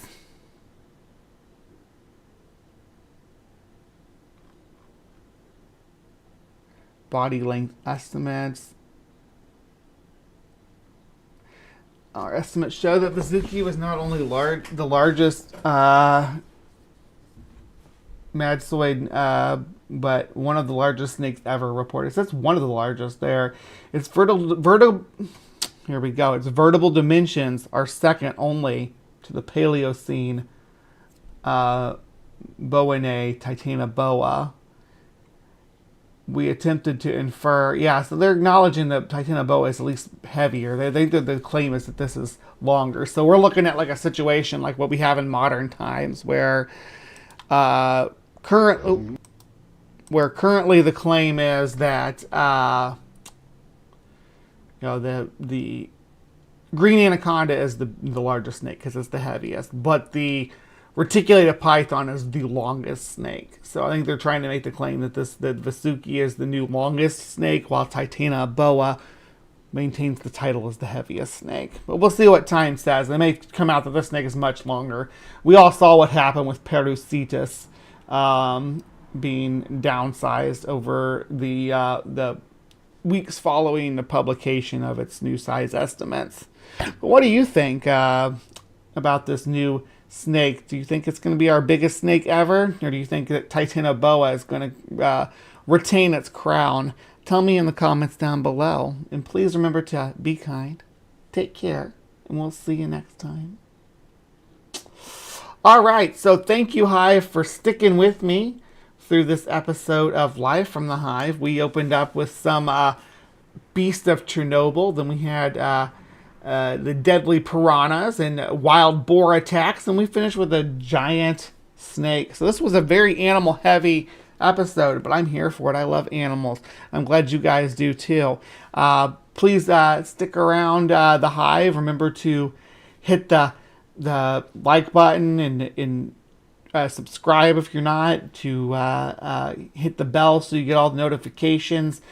Check out your favorite content. I do multiple things. We got Paleo Peak, we got Breeze Bestiary, we got Sci-Fails, but most importantly, we got CryptoCorner, which is my favorite, and I think my audience's favorite as well. So those are on Friday nights, so I could see you then. Also, as far as other content and other work I'm doing, I'm still plugging away at the Trans Physicians, a transgender news program that I am spearheading with Stephanie Helms and Ember Belrad and Carly Chardonnay Webb.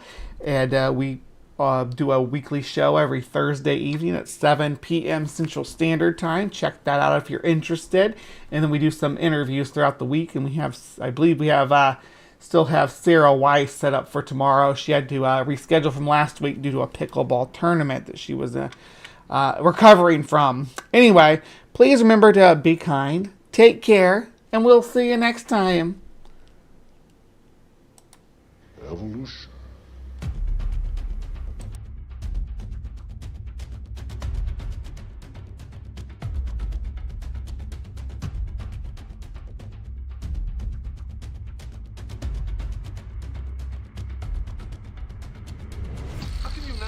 Evolution. Tell them that you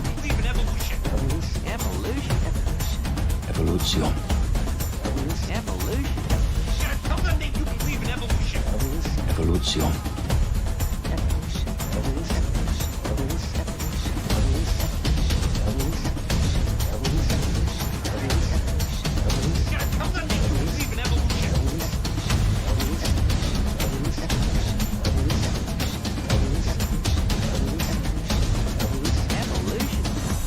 You're not going to get us to not believe in evolution.